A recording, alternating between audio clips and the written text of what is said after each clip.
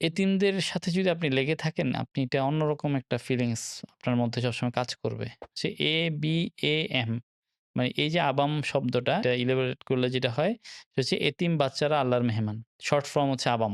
এতিমদের সাথে কাজ করতে গিয়ে আমি কিছু অভাবনীয় কিছু ব্যাপার দেখছি। মিরাকল টাইপের ঘটনা। মানে আমি মেসেজটা দেখার সাথে আমি বললাম যে, "মানে এটা কেমনে সম্ভব?" আমার সাথে চোখ দিয়ে পানি চলে আসছে। তো এই যে তখন আমি মানে ফিল করলাম, রিয়ালাইজ করলাম যে আসলে আল্লাহর সাথে এতিমদের সাথে সরাসরি কানেকশন আছে। যে বাবাও আরেকটা বিয়ে করে ফেলেছে, মাও আরেকটা বিয়ে করে ফেলেছে। এই সন্তানের কোনো খোঁজখবর নিচ্ছে না। বেশি প্রশ্ন করলে আল্লাহ কঠিন করে দেয়। আমি মানুষ হিসেবে পৃথিবীতে কেন আসছি?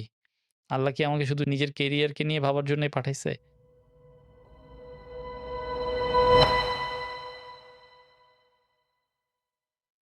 Assalamu alaikum. Hello everyone. Welcome to another episode of our Unfiltered podcast.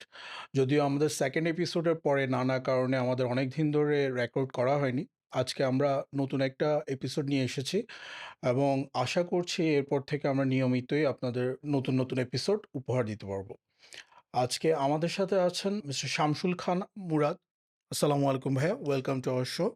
ওয়ালাইকুম আসসালাম। আলিম ভাই কেমন আছেন? আচ্ছা, আলহামদুলিল্লাহ। আপনি কেমন আছেন ভাইয়া? আলহামদুলিল্লাহ খুব ভালো। মুরাদ ভাইয়ের ব্যাপারে আমরা যেটা বলতে পারি এখন অনেক আমরা সবসময় দেখে আসছি অনেক সেলিব্রিটি, অনেক আপনারা সবার পরিচিত, সবাই অনেক হিউম্যানিটেরিয়ান কাজ করেন এবং সেটা তারাও প্রচার করেন প্লাস বাকিরাও প্রচার করে। তো এর বাইরে যারা নিজেদের থেকে দিনের পর দিন চেষ্টা করেন, যারা সারা বছরই কোনো স্পেসিফিক কারণ ছাড়াই দিনের পর দিন নানা হিউম্যানিটেরিয়ান অ্যান্ড ভলান্টিয়ার কাজ করে যান, তাদের আসলে তাদের নিয়ে কোনো আলোচনা তেমন করা হয় না। আমাদের মুরাদ ভাই ওরকমই একজন মানুষ। উনি কোনো স্পেসিফিক অকেশন, বন্যা বা কারণ ছাড়াই আমরা মোটামুটি সারা বছরই হিউম্যানিটেরিয়ান এবং ভলান্টারি বিভিন্ন কাজকর্মের সাথে যুক্ত থাকেন। তো আজকে আমরা আসলে মূলত এই ব্যাপারগুলো নিয়ে আজকে ভাইকে আমাদের এপিসোডে ইনভাইট করেছি এগুলো নিয়ে কথা বলার জন্য। ভাইয়া, ফার্স্টে যদি আমাদেরকে একটু আপনার এডুকেশনাল ব্যাকগ্রাউন্ড অ্যান্ড প্রেজেন্ট ওয়ার্কের ব্যাপারে একটু জানাতেন। ধন্যবাদ। সবার ১ম এ শুভেচ্ছা জানাচ্ছি আনফিল্টার্ড পডকাস্ট চ্যানেলকে যে এই ধরনের একটা দারুণ আয়োজন করার জন্য। মূলত আমার নাম হচ্ছে শামসুল আলম খান মুরাদ। আমার এডুকেশনাল ব্যাকগ্রাউন্ড হচ্ছে আমি ম্যানেজমেন্ট নিয়ে মাস্টার্স করেছি কমার্স কলেজ থেকে। অনার্স করেছিলাম সিটি কলেজ ম্যানেজমেন্ট নিয়ে। এরপরে এমবিএ তে ভর্তি হয়েছিলাম আইআইইউসি তে। এরপরে আপনার আ এখন বর্তমানে আমি জব করছি। আমার জব ক্যারিয়ার ব্যাকগ্রাউন্ড হচ্ছে আমি এনডব্লিউসি এডুকেশন নামে একটি প্রতিষ্ঠান, যেটা স্টুডেন্ট কনসালটেন্সি ফার্ম। ওইটার চট্টগ্রাম ব্রাঞ্চের ম্যানেজার এবং বিজনেস ডেভেলপমেন্টটা দেখি। যতটুক জানি যে আপনি বিভিন্ন ফাউন্ডেশনের সাথে যুক্ত আছেন। জি। তো মেইনলি আপনাদের কোন ফাউন্ডেশনের? মেইনলি যদি আমি একটু বলি তাহলে আসলে একটু পিছন থেকে আসতে হ্যাঁ, হবে। শিওর। সেজন্যই আমি মানে ওই পরিচয়টা তখন দিইনি। যেহেতু ক্যারিয়ারের ব্যাপারটা ছিল। তো আমি সবসময় আমার যেটা ভলান্টারি ওয়ার্ক এটাকে আমি কখনোই ক্যারিয়ার হিসেবে চিন্তা করি না। এটা মনে করি যে এটা আমার অফিস শেষ বা অফিসের মাঝখানে যখন আমি একটু ব্রেক পাই বা একটু চিন্তা করার সময় পাই বা আমার ফ্যামিলিকে সময় দেওয়ার মাঝখানে যদি একটু leisure টাইম পাই, ওইটাকে আমি চিন্তা করি যে এটা আমি সোশ্যাল ওয়ার্ক এ দিতে পারি। ওই চিন্তা করেই আসলে আমি মানে মানে আমি ভলান্টিয়ার ওয়ার্ক গুলা করি। তো মূলত যদি একটু পিছন থেকে আসি, আমি যদি আ খুব ছোটবেলার একটা কথা বলি। আমি ১৯৯১ সালে যখন ঘূর্ণিঝড় হয়েছিল, ওই সময় আমার আব্বু কিন্তু ফটোগ্রাফার জি, ছিলেন মূলত। উনার পেশা ছিল আচ্ছা, ফটোগ্রাফি। উনি আপনার গভর্নমেন্ট ফটোগ্রাফি করতেন। চিটং শহরে যত রকমের মানি গভর্নমেন্ট যত ছবি তোলা লাগতো লাইক প্রাইম মিনিস্টার আসতো বা আচ্ছা। হতো, দেখা যেত যে চিটং এর মধ্যে উনাকেই সিলেক্ট করা হইতো। আমার আব্বু জি, আর্মির ছবি তুলতো বেসিক্যালি। আচ্ছা। বিশেষ করে এরশাদ হ্যাঁ, সরকার যখন ছিল তখন থেকেই উনি মানি আর্মির ছবি তুলে। তো যার কারণে আমার আব্বু বেশ নোন পারসন ছিল। এই ফটোগ্রাফি যারা জি, আছে অনেকেই হয়তো চিনবেন, খোরশেদ আলম আমার আব্বার নাম। আচ্ছা। ফটোগ্রাফি যারা পুরনো ফটোগ্রাফার আছে। তো আমার আব্বু ১৯৯১ সালে আমি খুব ছোট ছিলাম। যেহেতু অনেকে জি, হয়তো হ্যাঁ, জন্মই হয় অবশ্যই। নাই তখন। ৯১ সালে তখন উনি আমাকে নিয়ে পতেঙ্গা গিয়েছিল। উনার এক কাঁধে ছিল ক্যামেরা। আর মানি মাথার উপরে আর আরেক হাতে ছিল ২ টা পাউরুটির বস্তা। ২ বস্তা পাউরুটি নিয়ে গিয়েছিল যে মানে মানুষকে ওখানকার দেওয়ার জন্য। মানুষকে একটু হেল্প করার জন্য যে ওদেরকে এট লিস্ট কিছু খাবার দিয়ে আসি। যেহেতু খুব ঝড় হয়েছে আগের দিন। অনেক মানুষের লাশ। সেদিন আমি দেখলাম অনেক মানুষের লাশ দেখলাম নিজের চোখে। তো স্বাভাবিকভাবেই ওখানে তো মানুষ তো কিছু নেই। কিন্তু একটা রিলিফের যে একটা অভিজ্ঞতা আরকি ১ম যেটা দেখলাম যে স্বাভাবিকভাবেই মানুষ কাড়াকাড়ি শুরু হয়ে গেল ওখানে।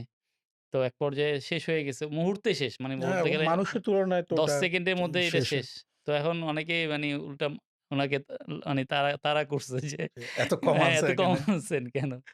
তো এই ব্যাপারটা তখনই আমার মানে মনে গেছে। যার কারণে আসলে এরপর থেকে যদি আমি বলি আমি মোটামুটি সবসময়ই আমার স্কুল লাইফ আমি চেষ্টা করছি। কিন্তু অর্গানাইজেশনালি ১ম আমার স্টার্ট করা হয়েছে ২০০০ সাল থেকে। যখন আমি এসএসসি পাস করে স স কলেজে ভর্তি হলাম সিটি কলেজ। সিটি কলেজে ভর্তি হওয়ার পরেই আমরা বোধহয় ১ম মাসেই আমরা ভর্তি হয়ে গেলাম রেড ক্রিসেন্টে, যুব রেড ক্রিসেন্ট। যুব রেড ক্রিসেন্টের মূলত ১ম দিকে যদি বলি, ১ম দিকে কিন্তু আমাদের উদ্দেশ্য ছিল ক্লাস ফাঁকি দেওয়া। যেটা ইচ্ছা ছিল যে আমরা রেড ক্রিসেন্ট করলে ক্লাস ফাঁকি দিতে ক্লাসে পারবো। যে কোথাও তো কোথাও বসতে হবে। কিন্তু দেখা গেল কি ওইটাই পরবর্তীতে মানে খুব ডেডিকেটেডলি মাথায় করতাম। ঢুকে গেল। ক্লাসটা ফাঁকি দিতাম না, ক্লাসও করতাম। হ্যাঁ, পাশাপাশি আমরা সবসময় রেড ক্রিসেন্ট এর কাজ করতাম। একদম সবসময়ই আমরা ২ বছর যখন ইন্টারে রেগুলারলি করতাম। তো রেড ক্রিসেন্টেই আমার মূলত যে আমি বলব যে আমার মানবতার যে কাজগুলো জি। সেগুলোর মানে হাতেখড়ি। রেড ক্রিসেন্ট থেকে আমি ওখান সবকিছু থেকে আপনি ওখান পুরোপুরি ইন্টারেস্টেড হন। হ্যাঁ, ওটার পুরোটাই এবং আমি রিলিফ রিলিফের কাজ বলেন বা আমরা কিন্তু রেড ক্রিসেন্ট যদি আপনি দেখবেন যে রেড ক্রিসেন্ট যখনই দুর্যোগের কোনো ঘোষণা আসে, সবার আগে কিন্তু রেড ক্রিসেন্ট আপনার এই যে মানে যেসব মানে দুর্যোগ প্রবণ এলাকা ওখানে চলে যায়। ওখানে গিয়ে কিন্তু ওরা মানি ঘোষণা করে যে আপনারা নিরাপদে সরে যান। যেটাকে রেস্কিউ আমরা বলি যে জি। রেস্কিউ করার ব্যাপারটা বা অ্যাওয়ারনেস সতর্ক করা, করে সতর্ক দেওয়ার জন্য। করা জি। ওই কাজগুলো আমরা করেছি। তখন থেকেই আমরা এগুলা করতাম। মোটামুটি আমি কিন্তু এখনো রেড ক্রিসেন্টের অ্যালামনাই আচ্ছা। হিসেবে আছি। এটা হচ্ছে আমার রেড ক্রিসেন্ট পার্ট। কিন্তু আমার পরবর্তীতে যেটা হয়েছে আমার ইন্টারেস্ট ছিল অন্যান্য অর্গানাইজেশন সম্পর্কেও। আমি রোভার স্কাউটেও জয়েন করেছিলাম। আচ্ছা। রোভার স্কাউটের একজন সদস্য ছিলাম সিটি কলেজে থাকতে। এরপর আবার অনার্সে উঠে আবার হঠাৎ করে আগ্রহ জাগলো বিএনসিসি সম্পর্কে। যে বিএনসিসি একটু করে দেখি। তো ওদিক থেকে আমি বিএনসিসিতে ভর্তি হলাম। বিএনসিসি তো আপনি জানেন চট্টগ্রামে যে রেজিমেন্টটা আছে আর্মি উইং এর সেটা হচ্ছে কর্ণফুলী রেজিমেন্ট। তো আমি ওই বিএনসিসি থেকে আমরা ১৫ দিনের একটি ট্রেনিং করতে গিয়েছিলাম নরসিংদীতে। আচ্ছা। ঢাকা ক্যান্টনমেন্টে ছিলাম ২ দিন। তারপর আবার চলে গেলাম নরসিংদী। ওখানে আমাদেরকে একটা যুদ্ধে আর্মিরা যুদ্ধ করলে কি মানে করে মানে যা হয় মানে যুদ্ধে যত রকমের অপারেশন হয় মেজর অপারেশন, মাইনর অপারেশন, হ্যাঁ? বা ছোটখাটো যেগুলো অ্যাম্বুশ, তারপরে হচ্ছে যে আপনার বিভিন্ন রকমের এইগুলো আছে। এই এগুলো আমাদেরকে শিখিয়েছিল। আচ্ছা। যার কারণে আমাদের আবার ক্যান্টনমেন্টে আমরা প্রায় ১০ রাউন্ড ফায়ারও করেছিলাম। আচ্ছা। যেটা আপনার আর্মিদের হাতে আছে আচ্ছা, আচ্ছা। 7.62 রাইফেল যেটা। ওটা খোলা বাঁধা, কিভাবে খুলে একটা অস্ত্র খুলে আবার লাগাতে হয়, এগুলো আমাদেরকে শিখিয়েছে। তখন অবশ্য বলেছিল যে, "যদি কখনো বাংলাদেশে যুদ্ধ লাগে, তোমাদেরকে কিন্তু ডাকা হবে। সেজন্য আচ্ছা। প্রিপারেশন রেখো।" আচ্ছা, তো এইজন্য আমরাও আমাদের একটা নাম্বারও ছিল। বিএনসিসিতে আমাদের আচ্ছা। একটা নাম্বার ছিল যে মানে 03 তারপর কিছু পরবর্তী নাম্বার ছিল। মানে আমরা 03 তে যারা ক্যাডেট ছিলাম। ওদিক থেকে বিএনসিসি করেছিলাম কিছুদিন। তাও বেশিদিন করতে পারি নাই। কারণ বিএনসিসি অনেক কষ্ট। মজার একটা স্মৃতি আছে। সেটা হচ্ছে যে আমরা তো স্টুডেন্ট তখনও। তো আমরা যখনই যেখানে যাইতাম আমাদেরকে ওই যে আর্মির যারা স্টাফ ছিল, মানে যারা সৈনিক, জি। তারা আমাদেরকে স্যার ডাকতো। সবসময় স্যার ডাকতো। তো আমি বললাম যে, "ভাই আমরা তো স্টুডেন্ট। আমাদেরকে কেন স্যার ডাকছেন? আমরা তো অফিসার না।" বলে যে, "আপনারা এখন স্টুডেন্ট কিন্তু আপনারাই আমাদের কাছে স্যার হয়ে আসেন। পরবর্তীতে দেখা যায় যে আপনারাই মানে পরীক্ষা দিয়ে উপরে চান্স পেয়ে কারণ আপনারা বিএনসিসি করতেছেন তো আপনাদেরকে প্রায়োরিটি দেয়। বিএনসিসি যারা করে জি। তাদেরকে পরবর্তীতে অফিসার হ্যাঁ, এক্সামে ওই পড়ে যে গিয়ে। অফিসার যে আইএসবি যেটা জি, হয় জি। বা বিএমএ তে হুম, হুম। যেইটা হয়, তো এখানে প্রায়োরিটি দিবে।" তো বলে দেখো তখন আমাদেরকে পাঙ্গা দিবেন। মানে শাস্তি দিবেন যদি আমরা এখন স্যার না এখন ডাকি। স্যার না ডাকে। কারণ অনেকে আছে এটা মনে রেখে দেয়। আমি বললাম, "ভাই আমি সবার সামনে কান ধরে বলতেছি আমি জীবনেও আর্মিতে ভর্তি হব না।" আর্মির এত বাঁধা ধরার নিয়ম, আ এত রুলস আমার ভাল লাগছে না। আমি আ করব না। আর্মিতে চাকরি করব না। মানে ডিফেন্স এ করব না আরকি। এটা একটা ছিল। কিন্তু আমি সবসময় চেষ্টা করতাম যেটা ওই যে ভলান্টারি পারপাস থেকে চিন্তা করলে আমি সবসময় চেষ্টা করতাম এবং করি সবসময়। যে কাউকে হেল্প করতে পারার। যেকোনোভাবেই হোক না ওটা সেটা তো হেল্প করা। আমরা জি, obviously দেখতেছি। জি, তো ভাইয়া কলেজের পর থেকে কি মোটামুটি মানে এবার এখন যে বর্তমানে আপনি যে অর্গানাইজেশন গুলোর সাথে যুক্ত আছেন, তো জি। সেটা কি আপনার কলেজ কমপ্লিট করার পর থেকে? হ্যাঁ, এইটা একটু বলি। সেটা হচ্ছে যে আমি ধরেন সবসময় আমি যখনই কারো বিপদ দেখেছি, আমি যখনই কারো বিপদ দেখতাম, বিপদ দেখলে আমি চেষ্টা করতাম কি অ্যা আমার নিজের মধ্যে রাখতাম না আমি। সবসময় করতাম কি আরেকজনকে বলতাম যে, "অমুক একটা হেল্প বিপদে লাগবে। পড়ছে, জি। আসো আমরা একটু কয়েকজন মিলে হেল্প করি।" কিন্তু তখন তো আসলে ধরেন Facebook টা অতটা না, এভেইলেবল ছিল না। ২০০০ যে বলা যায় যে ২০১৭ সাল পর্যন্তই আমি মোটামুটি করতাম কি তখন অবশ্য ২০০০ ধরেন ৯ সাল থেকে আমরা Facebook ইউজ জি, করি। আমি যদি বলি যে আমরা Facebook ইউজ করি, তখন করতাম কি Messenger এ আমি এটাকে কাজে লাগাতাম। Messenger এ একটা গ্রুপ করতাম জি। বা কয়েকজনকে মেসেজ পাঠাতাম যে, অমুক একটা বিপদে পড়েছে, তাকে আমরা কোনোভাবে হেল্প করতে পারি কিনা? লাইক কথার কথা একজনের ঘর ভেঙে গেছে। হ্যাঁ? যে এই ধরনের বন্যা হচ্ছে। একজনের ঘর ভেঙে গেছে। তো আমি বললাম যে, অমুক এই লোকটার ঘরটা যদি আমরা আবার বানাই দেই, ৳৪০,০০০ র মতো লাগবে। আমি কয়েকজনকে মেসেজ করছি, তারা বলল যে মানে ৳১,০০০ করে দিবে। তো আমার কাছে এখন পর্যন্ত ৳৪,০০০ উঠে গেছে। আর ৳৩৬,০০০ লাগতেছে। তো তোমরা কে আছো? তো আমি করতাম কি আবার এটা আপডেট দিতাম। যখনই টাকা উঠতো আমি বলে এত দিতাম যে, টাকা "এটা উঠেছে। উঠে গেছে। জি, এখন আর লাগবে না। এটা ক্লোজ।" এভাবে করে পার্সোনালি করতাম। মানে জি, একটা মাস লেভেলে কখনো কাজ করতাম না। তো ২০১৭ সালের দিকেই ঘটনাটা যে ফার্স্ট যেটা ঘটছে যে আপনি জানেন যে বাংলাদেশে রোহিঙ্গা জি। ক্রাইসিস যেটা হুম, বলি হুম, বা হুম। রোহিঙ্গাদের ঢুকার একটা বড় একটা মাস লেভেলে একসাথে প্রায় ১০ লক্ষর হ্যাঁ, উপরে রোহিঙ্গা বাংলাদেশে ঢুকছে। ওই সময়টাতে আমার এখনো মনে আছে কারণ ২০১৭ সালের ৩ ডিসেম্বর ওইদিন আমার বার্থডে ছিল। মানে জি, আমার জন্মদিন ছিল। তো ঐদিন ঈদের পরদিনও ছিল। কোরবানি ঈদের পরদিন। হ্যাঁ? আমার এবার আমাদের অফিস তো বন্ধ ছিল যেহেতু কোরবানি ঈদ। কিন্তু আমার কাছে তখন ওই যে মানবতার যে মানি ওদের খারাপ তখন অনেকে গুলি খেয়েছে। হ্যাঁ। ওরা মানে বর্ডারে তখন আটকে আসার তখন সময় কিন্তু সিচুয়েশন বর্ডারে তো আটকে খুবই ছিল। খারাপ ছিল। জি, জি, হ্যাঁ, খুব সিচুয়েশনটা খারাপ ছিল এবং সারা বাংলাদেশ তো অবশ্যই সারা ওয়ার্লডের মানুষও কিন্তু তখন মানে রোহিঙ্গাদের হ্যাঁ, ব্যাপারে অনেক sympathize জি, ছিল। তো স্বাভাবিকভাবেই ওরা অনেকে বর্ডারে আটকা ছিল। তো আমি তখন করলাম কি হঠাৎ করে আমার খুব খারাপ লাগছিল। আমার একটা ফ্রেন্ড আছে, উনার নাম হচ্ছে আব্বাস। তো উনাকে আমি বললাম যে, "আমাদের তো ভাল লাগছে না। আমার মানি কোনোভাবে আমি নিজের মনকে মানি আটকায় রাখতে পারছি না। কিছু একটা করা উচিত ওদের জন্য।" তো উনিও বলতেছে, "কি করবেন? ওরা তো বর্ডারে এখনো। তো আপনি যদি বাংলাদেশে ঢুকতে পারত তাইলে না আমরা যাইতে পারতাম।" আমি বললাম যে, "চলেন বর্ডার হইলে বর্ডারে আমরা কিছু মানি মুড়ি, চিড়া যা পারি এট লিস্ট" আমার কাছে বললাম যে, "আমার কাছে ৳৫,০০০ আছে। তো আমি এটা নিয়ে যাই চলেন।" তো উনিও বলল যে, "চলেন যাই। গিয়ে অন্তত দিয়ে মানে একটা মনের যেটা কষ্টটা আছে এটা মিটাই আসি।" এইতে আমি আর আব্বাস ২ জনে রওনা দিলাম। জি। ৩ তারিখে। তো উখিয়াতে চলে উখিয়াতের দিকে রওনা দিয়েছি। তখন যেটা হলো যে তখন তো Facebook মোটামুটি ছিল। Facebook এর মাধ্যমে জানছি। জাস্ট আমি একটা Facebook এ একটা পোস্ট করেছিলাম যে, "আমি উখিয়ায় যাচ্ছি। ওনাদেরকে সাহায্য আমাদের" করার জন্য। হ্যাঁ, যারা রোহিঙ্গা ভাই আছে বা আমাদের যারা শরণার্থী তাদেরকে হেল্প করার জন্য। তখনই দেখলাম যে বেশ ভালো একটা সাড়া পেলাম। মানে আমি যখন চিটাগং থেকে রওনা দিয়ে উখিয়া পর্যন্ত জি, পৌঁছে গেলাম। তখনই দেখলাম যে অলরেডি আমার বিকাশে মানে ৳২৫,০০০ ঢুকে গেছে। মানে আচ্ছা। মধ্যে যেতেই। সাহায্য করার হ্যাঁ, জন্য মানুষ সবাই মানে পাঠাচ্ছে। আমাকে অনেক ফোন দিচ্ছে। কয়েকজন একজন মানে যেমন বিভিন্ন দেশ থেকে ফোন দিয়েছে। আমার একটা ফ্রেন্ড ছিল বাইজিদ নামে। ওর বাসা এখানেই কাছেই। ও আমার স্কুল ফ্রেন্ড। তো ও আমাকে ফোন করে বলল যে, "বন্ধু তুই যাচ্ছস, তুই এক কাজ কর। তুই থাক, আমি আমার ও লন্ডন থাকতো। জি। বলছে, "আমি লন্ডন থেকে আমি কিছু করব। ডোনেশন ফান্ড রাইজ করব। Fund raise fundraising. করে তোর মাধ্যমে কাজ করব।" আমি ১ম এ ভাবছি যে অনেকেই বলবে এটা কিন্তু বাস্তবতা কতটুকু? জি। আ কারণ টাকা-পয়সার ব্যাপার। হ্যাঁ, ওটা এখানে তো একটা স্বাভাবিক। এইজন্য চিন্তা করলাম যে আসলে হবে কিনা। কিন্তু দেখা গেল কি ওই বেশ ভালো সাড়া পেলাম আমরা। আমাদের মানে ইচ্ছেই ছিল যে আমরা পরদিনই চলে আসবো। জি, মানে আমরা প্রিপারেশন ওরকম ছিলাম। আমি অফিস থেকেও তো বেশি ছুটি ছিল না। কিন্তু দেখা গেল কি তখন মানুষ আ খুব ভালো একটা সাপোর্ট দিচ্ছিল।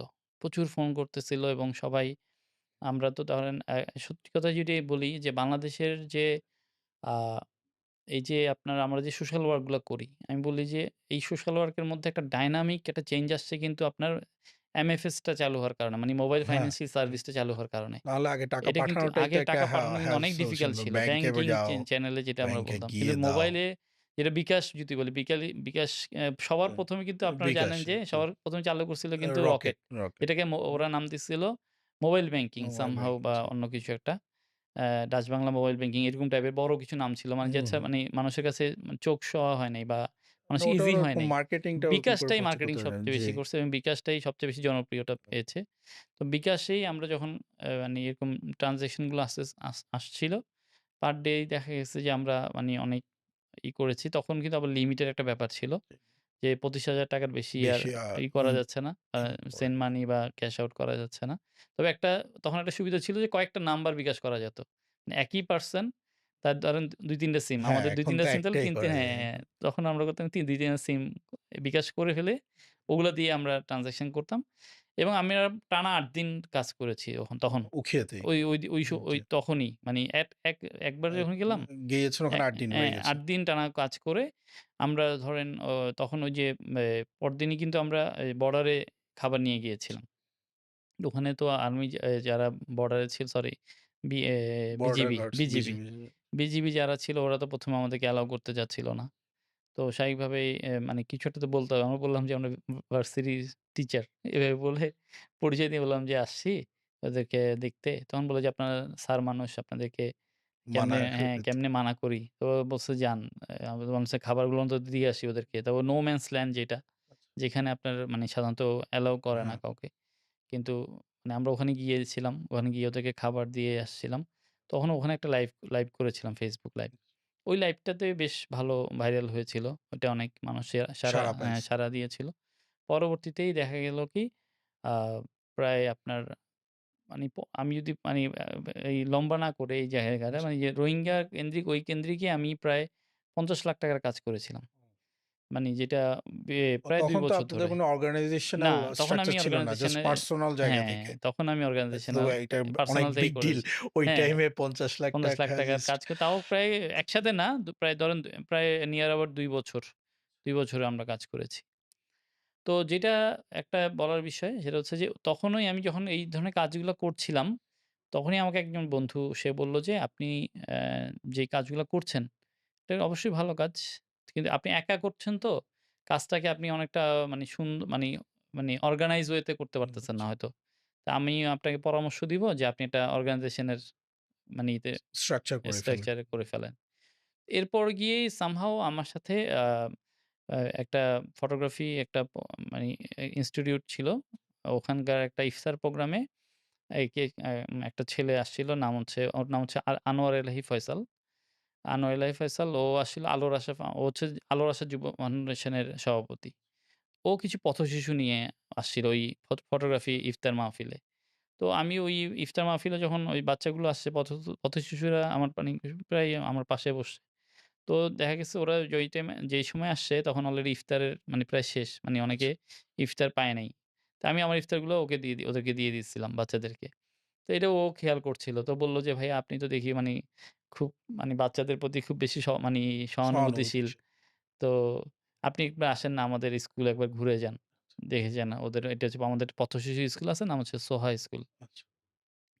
তখন আমরা পরদিনই আপনার ওদের একটা ঈদের ছিল। যেহেতু রমজান মাস হ্যাঁ। ঈদের ড্রেস বিতরণ ছিল।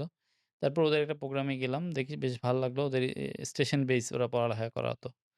তো আমি তো স্বাভাবিকভাবেই এর আগে যেটা আমি বলি যে কেরিয়ারের আমার যেই অংশটা আমি এখন বলেছি যে আমি এডুকেশন হুম, সেক্টরে জি, ছিলাম। জি। তার আগের এটাও একটু বলতে হয়। যেটা হচ্ছে আমি কিন্তু আগে আমার কেরিয়ার শুরু হয়েছিল গার্মেন্টসে। আচ্ছা। আমি রেডিমেড গার্মেন্টস সেক্টরে ছিলাম। আমি লাস্ট আমার ছিল যে আমি ইউনিভোগ গ্রুপের প্ল্যানিং এর হেড ছিলাম আরকি। প্ল্যানিং ডিপার্টমেন্টটা দেখতাম। ইপিজেড ছিল আই গেস। ইপিজেডে। ওখানে আমি টানা ৮ বছর ছিলাম। আচ্ছা। এর আগেও ছিলাম জেএমএস গ্রুপ। সেখানেও প্ল্যানিং এ ছিলাম। প্ল্যানিং এক্সিকিউটিভ হিসেবে। তার ওখানে ১ বছর ছিলাম। এর আগে ছিলাম আরেকটাতে।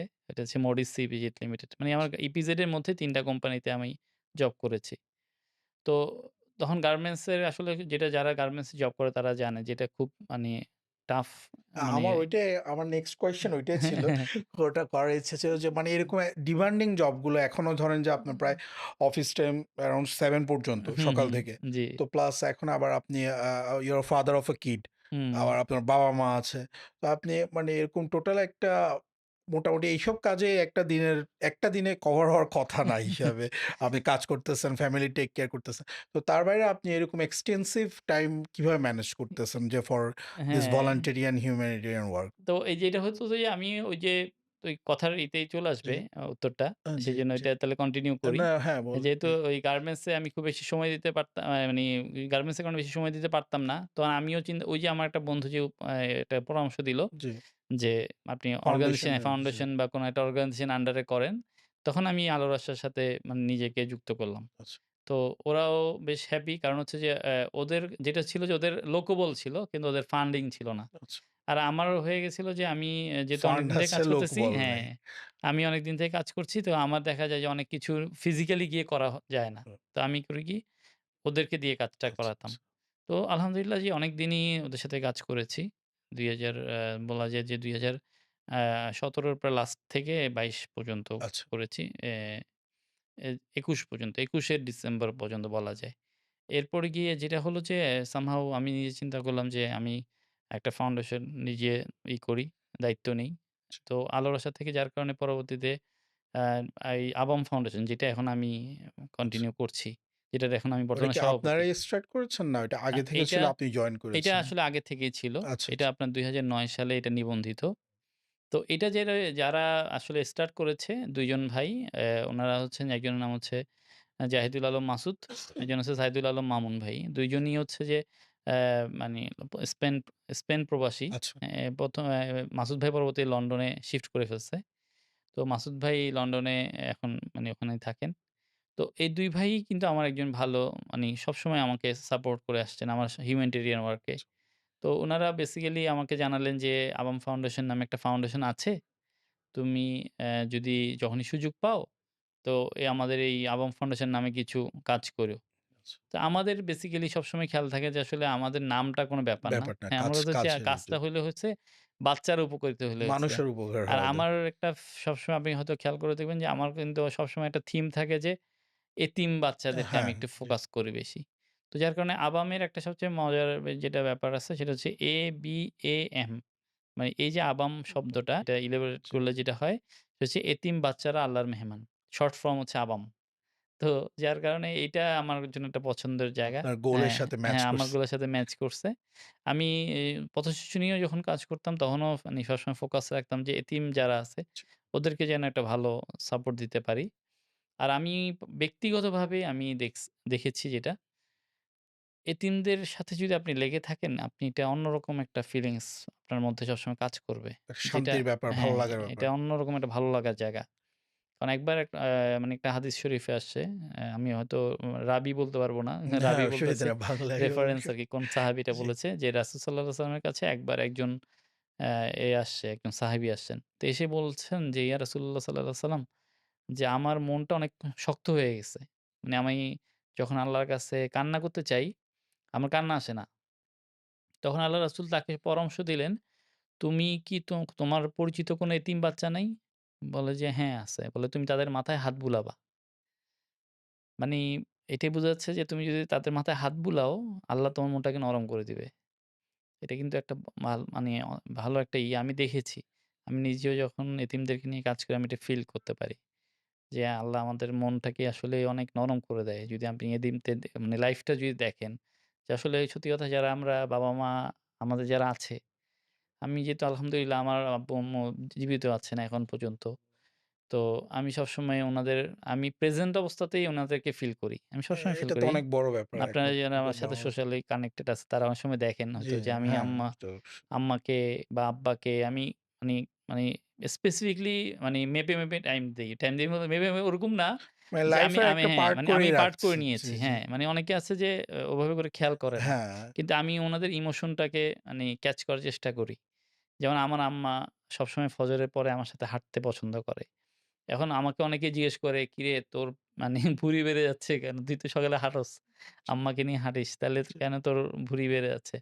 আমি বলি যে, "আম্মার সাথে তো আসলে যেই হাঁটাটা হয় এটা তো এটা কোনো হাঁটা ব্যায়াম না। হয় না। ওটা ব্যায়াম আ হচ্ছে না। তো আমার কোনো ঘাম জি, ঝরে না। আম্মার সাথে আস্তে, আস্তে হেঁটে, হেঁটে কথা বলতেছি, সময় কাটানোর জন্য। সময় কাটানো।" কিন্তু এই যে হাঁটাটা, জি, যেমন আপনাকে একটা সিম্পলি একটা কথা বলি। যেমন ফজরের পরে আপনি জানেন যে একটা আমল আছে। যে ফজরের নামাজ পড়ে যদি আপনি জায়নামাজে বসে থাকেন, তো জায়নামাজে বসে বলে আপনি জাস্ট জিকিরগুলা করবেন। কিছু মাসনুন দোয়া আছে বা কোরআন তেলাওয়াত করলেন। করে আপনি করলেন কি সূর্য উঠা পর্যন্ত অপেক্ষা করবেন। সূর্য উঠার পরে প্রায় ১৫ মিনিট পরে একটা ওয়াক্ত শুরু হয় যেটাকে বলে ইশরাক নামাজ। তো বলতেছে আল্লাহ রাসূল বলছে যে, "কোন ব্যক্তি যদি ফজরের মানে নামাজের পরে জায়নামাজে বসে থাকে, তারপরে এই আমলটা করে জাস্ট ২ রাকাত নামাজ পড়ে, ২ করে ৪ রাকাত বা ২ রাকাত পড়লেই হবে।" বলছে এই ইশরাক নামাজ পড়ার কারণে তার আমলনামায় একটা কবুল হজের সওয়াব, একটা কবুল ওমরার সওয়াব লেখা হয়। ছোট্ট একটা আমল, চাইলেই কিন্তু করতে পারা যায়। কিন্তু খুব কম মানুষ এটা করতে পারে। কারণ আমি নিজে এটা করতে গিয়ে দেখছি যে আসলে মসজিদে খুব কম মানুষ এটা বসে। মানে মাত্র ৪-৫ জন বসে আমলটা করার জন্য যেটা মসজিদে। বেশিরভাগই চলে যায় বা ঘুম আসে। সবারই আসলে এই সময়টাতে প্রচন্ড ঘুম আসে। আর ফজরের টাইমে দেখবেন যে খুব কম মানুষই নামাজ পড়তে যায়। ১ম কাতারও ঠিকমতো ফিল আপ হয় না বা তো এটা আমি মাঝখান দিয়ে আম্মার সাথে তো সবসময় হাঁটতাম। তো মাঝখান দিয়ে একবার হঠাৎ করে স্টার্ট করলাম। করার পরে বেশ কিছুদিন আমি এটা মানে আম্মার সাথে হাঁটতে যাই নাই। আমি এই আমলটা করার জন্য আমি মানে উনাকে বলছি যে, "আমি এই আমলটা করব।" তো উনিও স্বাভাবিকভাবে উনার মতো করে হাঁটতে গিয়েছে। হঠাৎ করে একদিন আমার রিয়ালাইজেশন আসলো যে, আমি তো আসলে এই আমলটা পরেও করতে পারবো। আল্লাহ যদি আমাকে হায়াতে জিন্দিকে দেয়। কিন্তু আমার আম্মাকে তো আমি সারা জীবন পাবো না। তো আম্মা তো আজকে আছে, কালকে নাও থাকতে পারে। কিন্তু আমি এই মোমেন্টটা তো হারাই ফেলবো। তো আমি ভাবছি যে এটা তো উচিত হবে না। আমি ভাবছি যে মানে আল্লাহ সওয়াব দিলে এমনিও দিতে পারবে। আমি আম্মাকে সময়টা দেই।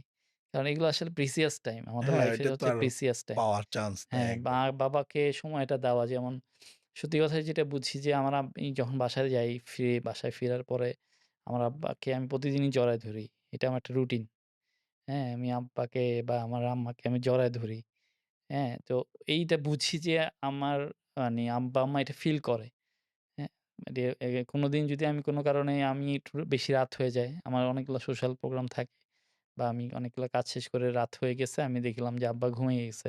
আমি জাস্ট যাই উনার মানে বিছানার পাশে কিছুক্ষণ দাঁড়াই, উনাকে একটু দেখি, তারপরে আমি আমার রুমে যাই। তখন পরদিন আবার বলে যে, "কিরে তোকে কালকে রাতে দেখি নাই বা এই করে নাই।" মানে বুঝি যে উনি এটাকে মানে ইচ্ছা মানে অনেকক্ষণ জেগেছিল আমাকে দেখার জন্য। না, এটা তো অবভিয়াস এখন তো এটা অনেক বড় ব্যাপার হয়ে দাঁড়াইছে। হ্যাঁ, এখন হ্যাঁ। মানুষের মধ্যে বড় হয়ে যাওয়ার পর বাবা-মার সাথে কানেকশনটা আর কারো তেমন থাকে না। এইটা আসলে এই আমাদের জেনারেশন বলেন বা এখনকার যেটা আমরা বলি না জেন জি জি, যেটাকে বলতেছেন, বেশিরভাগ ছেলেমেয়েদেরই একটা কমন প্রবলেম। তারা বাবা-মা থেকে ডিসকানেক্টেড হয়ে হ্যাঁ, যায়। হ্যাঁ? এটা কিন্তু আসলে কোনোভাবে উচিত না। না, এটা কারণ তো একটা না একটা অবশ্যই। সময় আপনি বুঝবেন যে বাবা-মা আসলে কি জিনিস। হ্যাঁ, তখন অনেক দেরি হয়ে যাবে স্পেসিফিকলি যখন ওইটাই কথা। হারিয়ে যায় তখন হ্যাঁ, বেশি বুঝে সেটাই মানুষ। সমস্যা। কিন্তু যার কারণে আপনি বললেন না দাঁত থাকতে দাঁতের জি, মর্যাদা দেওয়া। ওইটাই। হ্যাঁ, আমি কথার কথায় আমি এখন আমার বাবা-মা আছে। আমি এখন গুরুত্ব দিলাম না। আমি মরার পরে গুরুত্ব দিয়ে লাভটা কি? তখন তো তখন হাজার বললেও আফসোসই তো করব আর লাভ শুধু। নেই। তখন তো ওইটা আফসোসই ট্রু। করব। তো যার কারণে আসলে আপনার উচিত যে মানে এটাও অবশ্য আল্লাহর কাছে চেয়ে নিতে হয়। আমি সবসময় আল্লাহর কাছ থেকে চাই। আমি বলছি আল্লাহ মানে আমি যেন কেয়ারিং হইতে পারি। আল্লাহর মানে ই করতে এবং এইটার পিছনে আমি মনে করি যে যেমন আমার আব্বার ২ বার আপনার হার্ট অ্যাটাক হয়েছে। খুব মেসিভ ভালো মতনই হয়েছিল। ইভেন উনার হার্টের যে এইগুলো আছে আপনার রক্তনালীগুলো, জি, ওটারও এমন কন্ডিশন যে মানে ২ টা অনেক দূরে চলে গেছে। মানে উনি যে আচ্ছা। রিং পরিয়ে যে এটাকে কাছে আনবে, মানে হার্টের যিনি আছেন উনি আমাদেরকে দেখিয়েছেন। মানে কোনো উপায়ই নাই। বলতেছে ইভেন উনার মানে সাহস খুব একটা নাই। মানে খুব নার্ভাস টাইপের থাকে। বলছে উনাকে যে আমি বাইপাস করাবো বা একটা মানে ওপেন অনেক হার্ট স্ট্রেসের সার্জারি করব, ব্যাপার হয়ে যায়। কোন কিছুই সম্ভব না। বলে যে আল্লাহ তাআলা উনাকে যেভাবে রাখছে, ওষুধ খেয়ে উনি যেভাবে চলতে পারে চলুক। তো এরপর আপনার ২ বার ব্রেইন স্ট্রোক ও করেছে। তো আমরা মানে এমনও হয়েছে যে মানে ধরে নিছি যে উনাকে মনে হয় ফেরানো যাবে ফেরাতে। না।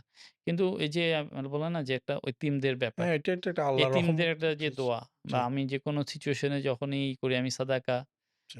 করে দেই। এতিম বাচ্চাদেরকে সবসময় বলে দেই যে, "আমার আব্বার এই অবস্থা তোমরা দোয়া করো।" তো এটা আসলে গল্পতে আমার যদি কথা আসে, সময় যদি থাকে তাহলে আমি কয়েকটা গল্প শেয়ার করব আপনার সাথে। স বেসিক্যালি এতিমদের সাথে কাজ করতে গিয়ে আমি কিছু আ অভাবনীয় কিছু ব্যাপার দেখছি। কিছু মানে যেরকম ব্যাপারগুলো আসলেও মানি বলে না যে, "এটা তো কেমনে হইল? এটা কিভাবে সম্ভব?" এই ধরনের ঘটনা। মানে এই ধরনের কিছু জি। বলে মিরাকল আশ্চর্য টাইপের। হ্যাঁ, জি, মিরাকল টাইপের ঘটনা। যেমন একটা ঘটনা আপনাকে আমি বলি যে, অ্যা এই ঘটনাটা ঘটছে আমি যখন গার্মেন্টস এ ছিলাম তখনকার ঘটনা। আজকে থেকে প্রায় ৩ বছর আগের হবে। তো একদিন আমি জুমাবার ছিল সেদিন। তো জুমাবারে আমি গিয়েছিলাম মাটিরাঙ্গা। আচ্ছা। আমাদের মাটিরাঙ্গা ওখানে গিয়েছিলাম। তো ওখানে একজন আমাদেরকে একটা প্রায় ৪০ গন্ডা একটা জায়গা উনি বলেছিলেন যে আমাদেরকে ডোনেট করবে। আচ্ছা। ওই এতিমখানার জন্য। এতিমখানার জন্য বৃদ্ধাশ্রম করার আচ্ছা, জন্য। আচ্ছা। হ্যাঁ, বৃদ্ধাশ্রম করার জন্য এরকম একটা প্ল্যানিং ছিল আরকি। যাই হোক আমরা জায়গাটা দেখে যখন ফিরছি, অলমোস্ট ফিরতে আমাদের মাগরিব হয়ে গেল। তো মাগরিব হয়ে যাওয়ার পরে আমরা উম তখন আমি ভাবলাম যে বাসায় না ঢুকি, নামাজটা একটা এতিমখানায় গিয়ে পড়ি। আমাদের বাসার কাছেই একটা এতিমখানা মানে মাদ্রাসা প্লাস এতিমখানা আছে। ওই অক্সিজেনে। জি। তখন ওটাতে এটার নাম হচ্ছে আপনার এই ফয়জুল উলুম। আচ্ছা। ফয়জুল উলুমে নামাজ পড়লাম। মাগরিব নামাজ পড়ে আমি নামাজ শেষ করে যখন মানে হুজুরের সাথে কথা বলছিলাম, এতিমখানা মানে হেফজোখানার যিনি হুজুর আছেন, উনি আমাকে বললেন যে, "ভাইয়া কয়েকটা বাচ্চার কাপড় ছিঁড়ে গেছে। অ্যা মানে এতিম বাচ্চার। তো আপনি যদি ওদের কাপড়টা একটু সেলাই করে দেন, মানে ব্যবস্থা করেন তাহলে ভালো হয়।" তখন আমাদের তো অনেকগুলো প্রজেক্ট চলছে। আপনি হয়তো আমার মানে জানেন যে আমরা আবাম ফাউন্ডেশন বাংলাদেশ যেটা করি যে আমি দায়িত্ব নেওয়ার পর থেকে বেসিক্যালি ২০২২ সাল থেকে আমরা মানে প্রতিটা কাজকে একটা প্রজেক্ট আকারে নিয়ে আসি। ধরেন একটা প্রজেক্ট নিয়েছি এতিমদের জন্য কাপড় সেলাই করব। ধরেন ৫০ টা বাচ্চার জি, জি। কাপড়। এত টাকা বাজেট, এত টাকা একেকটা এটা শেষ জায়গায় করব। হেল্প হ্যাঁ, করার জন্য হ্যাঁ, হ্যাঁ। একেকটা এরপরে প্রজেক্ট। এটা ধরেন হেল্প হয়ে গেলে ওটা ক্লোজ প্রজেক্টটা করে দিই। ক্লোজ কর প্রজেক্টটা ক্লোজ করে দিই। আমি বললাম যে আমার হাতে এখন অনেকগুলো প্রজেক্ট আছে। তো আপাতত আমি Facebook এ বা কোথাও পোস্ট করতে পারব না। তবে এক কাজ করতে পারেন, আপনি বাচ্চাদের কাপড় সেলাই করে মানি দিলেও তো কয়েকদিন লাগে। বা যে আমার মাপটাপ হ্যাঁ, দিতে পারেন। সম্ভবত। আর আমি ইন দ্য মিন টাইম যদি দেখি কারো সাথে কাছ থেকে বলে কালেকশন করা যায় কিনা। তো যেটা হলো কি এটা শুক্রবারের ঘটনা। ঠিক আছে? শুক্রবার দিন এই কথাটা হয়েছে ধরেন আপনার সাথে এখন আমার যেভাবে কথা হচ্ছে, জি। আপনি আর আমি। এখানে আর ৩য় কোনো ব্যক্তি ছিল না। কেউ জানেও না। আমি কারো সাথে শেয়ারও করি নাই।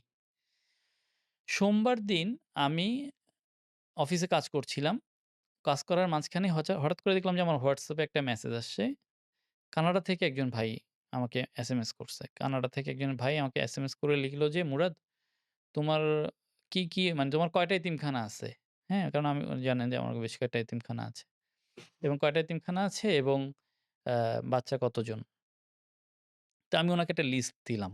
১ নম্বরে লিখলাম বাবের রহমত বালিকা এতিমখানা, ২ নম্বরে লিখলাম আল হেরা হিফজখানা এতিমখানা, ৩ নম্বরে লিখলাম ধরেন এই যে যেটার কথা বলতেছিলাম এটা। ৩ নম্বর। তারপর এরকম করে ৮ টা মাদ্রাসা এতিমখানার নাম দিলাম। উনাকে টেক্সট করে ওটা পাঠায় দিলাম WhatsApp এ। উনি করলেন কি আমাকে ওইটার স্ক্রিনশট নিছে। স্ক্রিনশট নিয়ে স্পেসিফিকলি ৩ নম্বরটাকে মার্ক করছে। যেটা যেটা হচ্ছে এই সাথে মাদ্রাসাটা। আপনার কথা হ্যাঁ, হয়েছে। যে মাদ্রাসার সাথে আমার কথা হইছে। ৩ নম্বরটা থেকে মার্ক করে উনি আমাকে লিখছে কি, "মুরাদ আমি এই মাদ্রাসার বাচ্চাদেরকে কাপড় কিনে দিতে চাই। কত টাকা লাগবে বলো তো?" মানে আমি এই মেসেজটা দেখার সাথে আমি বললাম যে, "মানে এটা কেমনে সম্ভব?" আমার সাথে চোখ দিয়ে পানি চলে আসছে। বললাম যে, "এটা কেমনে সম্ভব?" মানে কারণ এটা তো আমি কারো সাথে শেয়ারও করি শেয়ার নাই। করেন। আর উনি স্পেসিফিকলি কেন বলল যে, "ভাইয়া ওইটাকেই কাপড়ই কি দিতে দিতে বলছে। চাই?" এই মাদ্রাসায় কেন? উনি বলতে পারত যে, "ভাইয়া হ্যাঁ, তোমার এখানে যেকোনোটাতে দিয়ে কোনটাতে রিকোয়ারমেন্ট আছে?" তো আমি বললাম যে, "ভাইয়া আপনার লেখাটা দেখে আমি কান্না করতেছি।" বলছে, "কেন ভাইয়া?" বললাম যে, এরকম ঘটনা। আমি তো হুজুরের সাথে কথা বলছি, কাউকে বলি নাই। কিন্তু আপনি কেন বললেন যে আপনি কাপড় দিতে চান? আপনি তো অন্য কিছু বলতে পারতেন। নরমালি আপনি অনেক সময় কিছু বললে জিজ্ঞেস করেন। স্বাভাবিক হলে তো কেউ জিজ্ঞেস যে জিজ্ঞেস কোথাও করেন কোনো যে কিছু লাগবে নাকি হ্যাঁ, খাওয়া অথবা "মুরাদ কাপড়? তোমাদের কিছু লাগবে জি। কিনা বা আমরা খাওয়াবো কিনা?" আপনি কেন কাপড় দিতে চাইলেন? বললাম, "আমিও জানি না।" বলে, "তোমার কথা শুনে আমিও কান্না করতেছি এখন।" বললাম, "আল্লাহ কেন আমার মনের মধ্যে এই জিনিসটা দিল?" তো এই যে তখন আমি মানে ফিল করলাম, রিয়ালাইজ করলাম যে আসলে আল্লাহর সাথে এতিমদের সাথে সরাসরি কানেকশন আছে। যেখানে আসলে ওদের কোনো গার্ডিয়ান নাই, আমরা মনে করি যে ওদের কোনো গার্ডিয়ান নাই। কথাটা সবচাইতে ভুল। বড় গার্জিয়ান ওদের এই সবচেয়ে জিনিসটা। বড় গার্ডিয়ান হচ্ছে আল্লাহ নিজেই। আল্লাহ নিজেই ওদের দায়িত্বটা নিয়ে নিছে। এই পরিপ্রেক্ষিতে হয়তো আপনি একটা জিনিস জানেন কিনা যে সূরা বাকারার যেই ঘটনাটা আপনারা জানেন কিনা যে বাকারা যে গাভী, জি। তো ওই বাকারা যে গাভীটার কথা বলা হইছে এখানে, সেটা হচ্ছে যে বনী ইসরাইলের একজন খুব দিনদার একজন ব্যক্তি ছিলেন। খুব মানে আমলদার একজন মানুষ ছিল বনী ইসরাইলের। তো সেই লোকটা যখন মানে ছিল, তো ছোট একটা বাছুর। সে করল কি মানে বনে ছেড়ে দিয়েছিল। ছেড়ে দিয়ে বলেছে তার ওয়াইফকে বলেছিল যে, "আমার অ্যা সন্তান যখন বড় হবে, ও যখন এই বনের কাছে এসে ওই গাভীটার নাম ধরে ডাক দিবে, তখন গাভীটা কিন্তু চলে আসবে। আল্লাহ ওকে ফিরায় দিবে।" হচ্ছে যে কখনো আমার সন্তানকে নিয়ে মানে তার ভবিষ্যৎ নিয়ে চিন্তা কইরো না। এই গাভীটাই দেখবা যে তার জন্য একটা ভবিষ্যতের জন্য হয়ে যাবে। রিজিক নিয়ে চিন্তা রিজিক করতে হবে না। নিয়ে আসবে। তো যেটা হলো যে ওই যে মানে লোকটা তো কিছুদিন পরে দেখা গেল মারা গেল। কিন্তু এরা অনেক কষ্ট করত। মানে এই বাবা-মা এবং বাচ্চা। সন্তানকে নিয়ে। কিন্তু তখন তো বড় হয় নাই ছেলেটা। মোটামুটি যখন একটু বড় হলো, তখন গিয়ে তার মা তাকে বলল, "এরকম তোমার বাবা একটা ছেড়েছে, তুমি বনের জঙ্গলের কাছে যাও। গেলে ওকে ডাক দিলেও আসবে, ওই গাভীটা।" বা কারা যেটা থেকে আসছে। তো ওই গাভীটা আসছে এবং এটা মানে এত সুন্দর ছিল এবং এতটা ছিল মানে ওইটার গায়ে বলে না যে আনটাচড কেউ কখনো এইটা মানে এই গাভীকে দিয়ে কোনো কাজ করায় নাই, কোনো কিছুই না এবং মানে এমন একটা রং যে রংটা কিছুর সাথে মিলে না। খুব সুন্দর একটা রং ছিল। তো ওই সময় কিন্তু বনী ইসরাইলের ২ টা গ্রামের মধ্যে একটা হত্যাকাণ্ড হয়েছে। আচ্ছা। এমন জায়গায় হত্যাকাণ্ডটা হয়েছে যে মানে লাশটা মানে সীমানায়। এখন এই গ্রামের লোকরা বলছে যে, ওই "তোমরা মারছো?" গ্রামটা ওরা বলছে, "তোমরা মারছো?" মানি ২ টা গ্রাম মারামারি লেগে বিশাল একটা ঘটনা ঘটে যাবে। মানে এখন তো বিশাল বিপদে পড়ে গেছে। সবাই এসে ধরছে মুসা আলাহিসাল্লামকে। মুসা আলাহিসাল্লামকে এসে অ্যা জিজ্ঞেস করা হলো যে, মানি "তুমি তোমার আল্লাহর কাছে জিজ্ঞেস করো।" আপনি যদি সূরা বাকারা পড়েন দেখবেন যে, বনী ইসরাইলের লোকদেরকে ১ম এ বলা হয়েছিল যে, "তোমরা অ্যা একটা গাভী কুরবানি করো।" তাইলে ওই গাভী থেকে বলে দিবে। কিন্তু বনী ইসরাইল ওরা ছিল যে একটু বলে না যে তেদর জাতি। ওরা বলছে যে তোমার আল্লাহকে জিজ্ঞেস করে এটা কি রঙের হবে? এটা দেখতে কেমন হবে? মানে প্রশ্নের পর প্রশ্ন করত। এখানে আমাদের জন্য একটা বড় শিক্ষা আছে। সেটা হচ্ছে যে বেশি প্রশ্ন করলে ঝামেলা। আল্লাহ হুম, কঠিন হুম। করে দেয়। হ্যাঁ? যেমন ওরা বেশি প্রশ্ন করছে দেখে আল্লাহ এটাকে অনেক কঠিন করে দিছে। লাস্ট পর্যন্ত দেখতেছে যে ওই ধরনের গাভী নাই টোটালি। অনেক খুঁজে-টুজে দেখা গেল কি এই ছেলেটার কাছে ছেলেটার গাভীটা আছে। গাভীটাই। আচ্ছা। তো এখন ওকে বলতেছে, "তাইলে তুমি গাভীটা দাও। এটা দিয়ে আমরা একটা বিপদ থেকে উদ্ধার হইতে হবে।" এখন ও ডিমান্ড করে বসছে কি, "এই গাভীর ওজনের যত সোনা হয়, সেই সোনা আমাকে দিতে দিতে হবে। হবে।" এবং ওরা তখন দিতে বাধ্য। কারণ হচ্ছে যে সমাধান হ্যাঁ, হচ্ছে সমাধান না। না হলে অনেক মানুষের রক্তপাত হবে। পরে দেখা গেল কি ঠিকই ওকে ওই পরিমাণ স্বর্ণ দিয়ে গাভীটা ওরা নিয়ে গিয়ে বিচারের জন্য নিয়ে গেছে। বিচারটার জন্য করছে এবং ওই ছেলে হয়ে গেছে সবচেয়ে বেশি ধনী। হ্যাঁ, এবং পরবর্তীতে যেটা আরো ঘটনা আছে যে, ওই লোকটা তখন ওই গাভীটাকে জবাই করার পরে ওইটার মাংস দিয়ে ওই লোকটাকে ছোঁয়ানোর পর লোকটার জান কিছুক্ষণের জন্য ফিরে আসছিল এবং সে মানে আল্লাহর ইচ্ছাতেই তো এবং সে হত্যাকারী কে বলল বলে যে, মানে আমাকে হত্যা করছে আমার ভাতিজা মানে কিংবা somehow কিছু একটা। আমি একদম না accurately হয়তো ঘটনাটা বুঝতে বলতে পেরেছি পারছি না। আরকি জাস্ট সমস্যা। থিমটা বললাম। জি। তো এইজন্যই কথাটা বলা যে এতিমদের ব্যাপারটা যেটা আমি তখন ছিলাম যে এই প্রসঙ্গটাতে যে এতিমদের ব্যাপারে আমরা অনেকেই একটু আ আমাদের মধ্যে এক ধরনের একটা কাজ করে যে আমরা এতিমদের আসলে খোঁজখবর নেই না। খুব কম মানুষই আছি। এবং আল্লাহ জানে এটা মানুষ ঘটবে। সেজন্যই কোরআনে এটাকে বারবার করে আল্লাহ তাগাদা দিচ্ছে। কোরআনে অনেকগুলো জায়গাতে আল্লাহ তাগাদা দিচ্ছে। যেমন আপনি সূরা মাউনে দেখেন, হ্যাঁ? যে তার মানে আরাআইতাল্লাযী ইউকাজ্জিবু ফাযালিকাল্লাযী ইয়াদুল ইয়াতীম। আল্লাহ এখানেও বলতেছে যে যারা ইয়াতীমদের খোঁজখবর নেয় না বা তাদেরকে খাবার দেয় না, তাদের জন্য আল্লাহ তাআলা করছে। তো এরকম অনেকগুলো জায়গা আছে এবং এতিমদের হক দিয়েও মানে কয়েকটা হুম। জায়গায় বারবার বলছে এতিমদের হকটা তোমরা সাথে পূরণ করে দাও বা হ্যাঁ। এতিমদের হক আদায় করে দাও। তোমরা এতিম যে সূরা আলে ইমরান যদি আপনি পড়েন দেখবেন যে ওখানে হ্যাঁ, স্পেসিফিকলি এতিমদের হকের ব্যাপারে হুম, তো খুব কঠিনভাবে বলা কঠিনভাবে হইছে। এবং তাদের সম্পদের সাথে তোমাদের সম্পদ মিশ্রণ করে কোনোভাবেই ফেলো যাতে না। মিক্স না হয়। আপনারা নিজেরাই জানেন যে আমাদের অনেক পরিচিত মানুষদের কাছ থেকে আমরা এগুলো দেখি। হুম, হুম। তখন বুঝি মানে যে বা ভাই মারা গেছে ভাতিজাদেরকে আর ইয়ে করতে চাচ্ছে না এই আর টাইপের কোনো মানে ভরণ-পোষণ ভরণ-পোষণ। দিচ্ছে না। এগুলো আসলে মানে বাস্তবতা। যার কারণেই আল্লাহ বারবার করে এটাকে করেছে। মানে তাগাদা দিয়েছে। না ওটা না হলেও তো আসলে এতিমদের তো সব খুব কম পার্সেন্টেজেরই এতিমখানায় থাকার কথা। কারণ যতই মা-বাবা মারা যাক আত্মীয়স্বজন তো সবারই থাকে। হুম। তো ওরা যদি দেখাশোনা করতো তাদেরকে তো আর এই অবস্থায় আসতে হইতো না। এতিমখানার ব্যাপারগুলো যদি আমি যদি যেহেতু ডিপলি একটু কাজ করি সেজন্য বুঝি। এখানে আসলে যে আমরা যে এতিমখানাগুলোতে গাচ্ছি এখানে অনেক ফ্যামিলি আছে যে ভালো ফ্যামিলি থেকে আসে। আসলে ওদের এতিমখানায় থাকার কথা না। কথা না, সেটাই। কিন্তু বাস্তবতা ওদেরকে এখানে নিয়ে আসছে। বাস্তবতার কারণ হচ্ছে যে মানুষ এই দেখা গেছে কি ও যদি ওখানে থাকে ও টর্চারড হয়। হ্যাঁ, হ্যাঁ? যার কারণে দেখা গেছে ওর আবার হয় কি ধরেন বাবা মারা গিয়েছে স্বাভাবিকভাবে মাকে আরেক জায়গায় বিয়ে দিতে হবে। এখন সন্তানের কারণে বিয়ে দিতে পারছে না। তো এতিমখানায় পাঠায়। এতিমখানায় দিয়ে দিচ্ছে। হ্যাঁ? অনেক অনেক সময় গোপন রাখছে যে তার সন্তান ছিল। সন্তান তো সন্তানটা এতিমখানায় লালন-পালন হয়। যেমন রিসেন্টলি আমাদের আল-হেরা এতিমখানা যেটা আছে, ওখানে একটা ছোট বাচ্চা আসছে। ওইটা আ আমরা জানলাম যে তার বাবাও নাই, মাও নাই। তো এভাবে আচ্ছা, করেই করছি। তো একদিন কথায়, কথায় তার নানি আসছে নাকি তার সাথে আমরা যখন একটু ডিপলি কথা বললাম, তখন জানতে পারলাম যে আসলে বাবাও আছে, মাও আছে। আচ্ছা। কিন্তু এই বাচ্চাটাকে কেউই দেখবে না। মানে ২ তার জনে বাবা ২ হ্যাঁ, দিকেই কিন্তু চলে বাবাও গেছে। আরেকটা বিয়ে করে জি, ফেলেছে, মাও আরেকটা বিয়ে করে ফেলেছে। এই সন্তানের কোনো খোঁজখবরই নিচ্ছে না। তো স্বাভাবিকভাবে মানে এই বাচ্চাটাকে যতই আদর করি আমরা, সে হাসে না। কারণ সে কোনো আদরই পায় নাই। একদম ছোট একটা বাচ্চা। এই ধরনের ঘটনাগুলো আসলে এতিমখানাতে আছে। যার কারণে আমরা অনেকেই আমি যেহেতু যখন কাজ করি, আমি কিছু মানে কিছু কথার সম্মুখীন হই। লাইক কিছু মানুষ আমাকে বলে কি, "ভাই আমি ১০ জন এতিম খাওয়াবো। কিন্তু এতিমই হইতে হবে।" ঠিক আছে? আবার গরিব হইতে হবে না। অনেকে আমরা বলি না জি, এতিম জি। এবং গরিব এরকম মিক্স আপ না। এতিমই হইতে হবে, নাহলে এতিম ছাড়া আমি খাওয়াবো না। আচ্ছা ঠিক আছে। আমি বললাম যে, "ভাইয়া এরকম তো আমি আসলে খাওয়াইতে পারব না।" আমি সে ডাইরেক্টলি বলি। আলাদা করে আমি তো বলি, "আলাদা করে আমি খাওয়াইতে পারব না কেন?" কারণ হচ্ছে এখন দেখা যায় কি ধরেন আপনার একটা মাদ্রাসায় আছে ধরেন ৪০ জন জি, বা ৫০ জন আছে। এখন আমি শুধু ১০ জনকে আলাদা করে ওদেরকে ভালো খাবার খাওয়াচ্ছি, ওটা তো আর বাকিরা নরমাল সম্ভব খাবার না। খাচ্ছে। তখন ওই যে যেই বাচ্চাটার বাবা-মারা যায় হুম, নাই, সে তো আর ওইটা বুঝবে না। সে বলবে না, যে, "আজকে মনে হয় এতিম হইলে আমিও খাইতে পারতাম জিনিসটা।" তার ট্রু মনের মধ্যে একটা সেটা তো স্বাভাবিক। হ্যাঁ, একটা রুহের নিঃশ্বাস চলে আসবে। তো ওই নিঃশ্বাসটার দায়ভার আমি নিতে পারব হুম, না ভাই। দরকার হলে না খাক। না খাক, ওই কেউই ১০ না জনই না হ্যাঁ, খাক। তো কেউই না খাক। হ্যাঁ, হ্যাঁ, কিন্তু আমি ভাইয়া সরি নিতে পারব না। আর আপনার যদি ইচ্ছাই থাকে, আপনি সব আমাকে ১০ জনের বাজেটটাই দেন। জি, আমি দরকার হলে ওইটার মধ্যে বাজার করে ওদেরকে সবাইকে খাওয়াই। সবাইকে একটা যে ৳১,০০০ আপনার যতটুকু বাজেট, ভালো হয় ৳১,০০০ অতটুকু য় আমি ভালো। দরকার হলে সবাইকে বাজেট করে একটা দরকার হলে একটা বার্গার করে খাওয়াই বা একটা নাস্তা খাওয়াই ভালো করে। হ্যাঁ? তাহলেও দেখবেন যে সবাই খুশি থাকবে।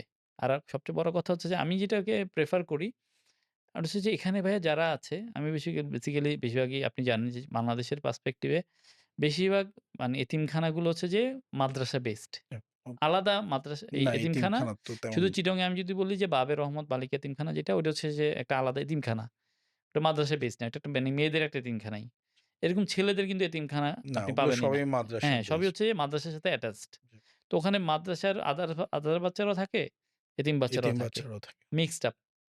তো আমি চাইলেও কিন্তু শুধু আলাদা আলাদা করে করা সম্ভব না। ওদেরকে খাওয়াইতে পারি না। না, হ্যাঁ? তো যেটা হয় কি ওদেরকে যখন আমি খাওয়াতে যাই, তো আমাকে সবসময় মাথায় রাখতে হয় যে সবাইকে খাওয়াইতে হবে। সবাইকে খাইতে আর এখানে আরেকটা বড় বিষয় আমার যেটা মনে হয় যেমন আল্লাহ রাসূল সাল্লাল্লাহু আলাইহি ওয়াসাল্লাম কিন্তু মানুষকে খাওয়ানোর ব্যাপারে উৎসাহিত করছেন। কিন্তু স্পেসিফিকলি করে দেয় নাই যে তুমি এতিমদেরই এতিমদেরকে খাওয়াতে হবে। খাওয়াও। এতিমদেরকে খাওয়ানো অবশ্যই জি, ভালো কাজ। অবশ্যই। কিন্তু মানুষকে খাওয়াইলেও আপনার সওয়াব আছে। জি। এখানে তো তারা তো যারা আছে তারা তো গরিব। আর হ্যাঁ, উপরে হচ্ছে তার বাকিরা যারা আছে তারা এতিম না হলে তারা যে তা খুব একটা ভালো ভালো পজিশনে নাই পজিশন এইটাই। সেটা ওরা কিন্তু খুব বেশিরভাগই গরিব। করবে করে। কারণ আপনি দেখবেন যে মাদ্রাসায় সাধারণত ধনী ছেলেমেয়েরা পড়ে না। জি। আপনি খুব কথার কথা ধরেন আচ্ছা কিছু, কিছু মাদ্রাসা এতিমখানার তো সাথে আছে। যেগুলোতে আছে ওগুলোতে বেশিরভাগই হ্যাঁ, ওরকমগুলোই পড়ে। হয়তো ওরকমই। আলাদা বড় মাদ্রাসা যেগুলো আছে ওগুলোতে ইয়েরা হ্যাঁ, যেমন লাইক পড়তেছে। তানজিমুল উম্মাহ জি, বা জি, যেগুলো আমরা নাম জানি যে জি। নামকরা বা মানারাত এগুলো শুনছি। ওখানে না হয় বড়রা ওগুলো নাইলে বড়লোকের হ্যাঁ, বাচ্চারা পড়ালেখা করে, হ্যাঁ? জি। বা যারা এফোর্ড করতে পারে। এফোর্ট কিন্তু এগুলো তো পারে না। না। আপনি যদি আমাদের আল-হেরা যে এতিমখানাটা আছে ওখানে যাইলে আপনি দেখবেন যে পিছনে হচ্ছে যে চিটাং শহরে যত ময়লা আছে ওখানে নিয়ে ফেলে। ওই মাদ্রাসার পিছনেই। ওখানে পাহাড়। জি। রিসেন্টলি আমি আমার Facebook এ একটা ভিডিও দেখবেন। ওখানে ওইটা ড্রোন শট নেওয়া হয়েছিলাম। দেখান বুঝানোর জন্য ব্যাপারটা যে ওই মাদ্রাসাটা আসলেই কতটা খারাপ জায়গায় আছে। তো খুবই খারাপ জায়গায় আরকি। আমি বলি যে আমি নিজেও আসলে পছন্দ করি না। ওই জায়গার মাদ্রাসা থাক। কিন্তু কিছু করার নাই। এখন তো করার নাই কিছু কারণ সেটাই। বাংলাদেশ চিটাং শহরে আপনি ল্যান্ড পাবেন কোথায়? না, সত্যি কথা হচ্ছে একটা মাদ্রাসা যে করবেন ল্যান্ডই তো খুঁজে পাবেন না। না। তো দেখা গেছে যে এই ধরনের সিচুয়েশন গুলার কারণে এখন ওদের তো এটলিস্ট মাথার উপরে একটা ছাদ আছে। এখানে এটলিস্ট থাকতে পারছে। ৭০ টা ৭৫ হ্যাঁ, টা ওইটাই বাচ্চা, এখন একটা জায়গা মাথা খারাপ গোঁজার হোক, ভালো হোক এখন একটা এটলিস্ট থাকার মাথায় জায়গা গোঁজার আছে। ঠাঁই আছে। তো যার কারণে আমরা সবসময় বলি যে আর যে বাচ্চাটা কোরআন শরীফ পড়ে ওরও তো একটা দোয়া আছে। অবশ্যই তো সেও যদি আপনার একটা দোয়া করে, আপনার দোয়া তো কবুল হতেই কবুল পারে। হবে। তো দোয়া কবুলের গল্প যেগুলো আমি আসলে যেটা তখন বলছিলাম যে, ওই যে একটা বাচ্চাদের জি, দোয়া কবুলের গল্প। এরকম কিছু বিষয় আমি আমি প্রায় প্রতিদিনই ফেস করতে হয়। আলহামদুলিল্লাহ। যে আ মানি অনেক বছর থেকে কাজ করলে জি। যেটা হয় কি আপনি জানেন যে, যেকোনো কিছু ধরেন আপনি যখন একটা কাজ অনেকদিন ধরে করছেন। করতে, করতে একটা সময় কি হয়? আপনার মধ্যে আপনার ব্যাপারে একটা মানুষের আ একটা ভালো ধারণা জন্মায় বা অবশ্যই। সুধারণা হোক বা কুধারণা হুম। হোক। যেকোনো জিনিসই যখন একটা কাজ মানুষ রেগুলার করতে হ্যাঁ, থাকে। অবশ্যই। তো আমাদের ক্ষেত্রেও হয়ে গেছে যে সবাই মনে করে যে হ্যাঁ, যেকোনো একটা এতিমখানায় খাওয়াবে বা এটাই এটলিস্ট ওর সাথে কথা বলি, ওর সাথে হ্যাঁ, হ্যাঁ, পরামর্শ হ্যাঁ। করি। এই ব্যাপারটা ঘটে। বা অনেক সময় এমনও হয়েছে যেমন বাংলাদেশে যখনই কোনো একটা দুর্যোগ হয়, জি। হ্যাঁ? আমি অনেক সময় চিন্তা করি যে সবাই তো করবে, আমার না করলেও চলবে এরকম চিন্তা অনেক সময় আমি নিজেও চিন্তা করি এরকম। যে হয়তো আমি না করলেও চলবে। কিন্তু আসলে কিছু মানে আমাদের কিছু ভাইরা বা কিছু ডোনার যারা আছে, তারা ধরেই নিয়েছে যে আমরা এটাতে রেসপন্স করবোই। হ্যাঁ? তারা ধরেই নেয়। তো আমরা দেখা যায় তখন যখন একটা মানে ওটা কেউ আপনার একটা বিশ্বাসের জায়গায় বিশ্বাসের চলে জায়গা। গেছে। যখন আমাদের সাথে যোগাযোগ করে যে, "ভাই আমরা তো টাকা পাঠাতে যাচ্ছি বা আপনি কোন নাম্বারে পাঠাবো বা কিভাবে পাঠাবো?"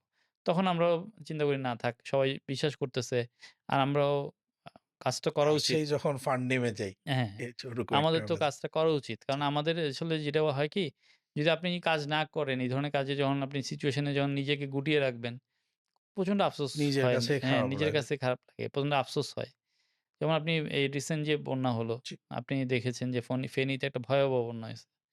এটা আমি নিজেও আপনি দেখেছেন কিনা যে আমি নিজেও হ্যাঁ, মানে লাইভে এসে জি। কান্না করছিলাম যে আমি নিজের কান্না কোনোভাবে ধরে রাখতে পারছি না। এত ক্ষতি, মানুষের যে কি কষ্ট, মানুষের মানে এগুলো বর্ণনা করা যায় না। এত মানে খারাপ লাগছে আমার। যে মানুষের কি পরিমাণ আপনি কষ্ট তো হচ্ছিল। এবার বেশ কয়েকদিন ইয়েতে ছিলেন, হ্যাঁ, ওখানে হ্যাঁ। ছিলেন। ফেনীতে আমরা ছিলাম। ছিলাম। ফেনী থেকে পরবর্তীতে আমরা ফটিকছড়ি গিয়েছিলাম। ফটিকছড়ি থেকে আবার মিরসরাই গিয়েছিলাম। আচ্ছা, পরে আবার লক্ষ্মীপুর গিয়েছিলাম। শুধুমাত্র ইতে যাওয়া হয়নি। আমাদের নোয়াখালী আর কুমিল্লা এই ২ জায়গায় যাওয়া হয়নি। যেহেতু প্রাইভেট জব করি বা জি। অত সময় কভার করতে পারিনি।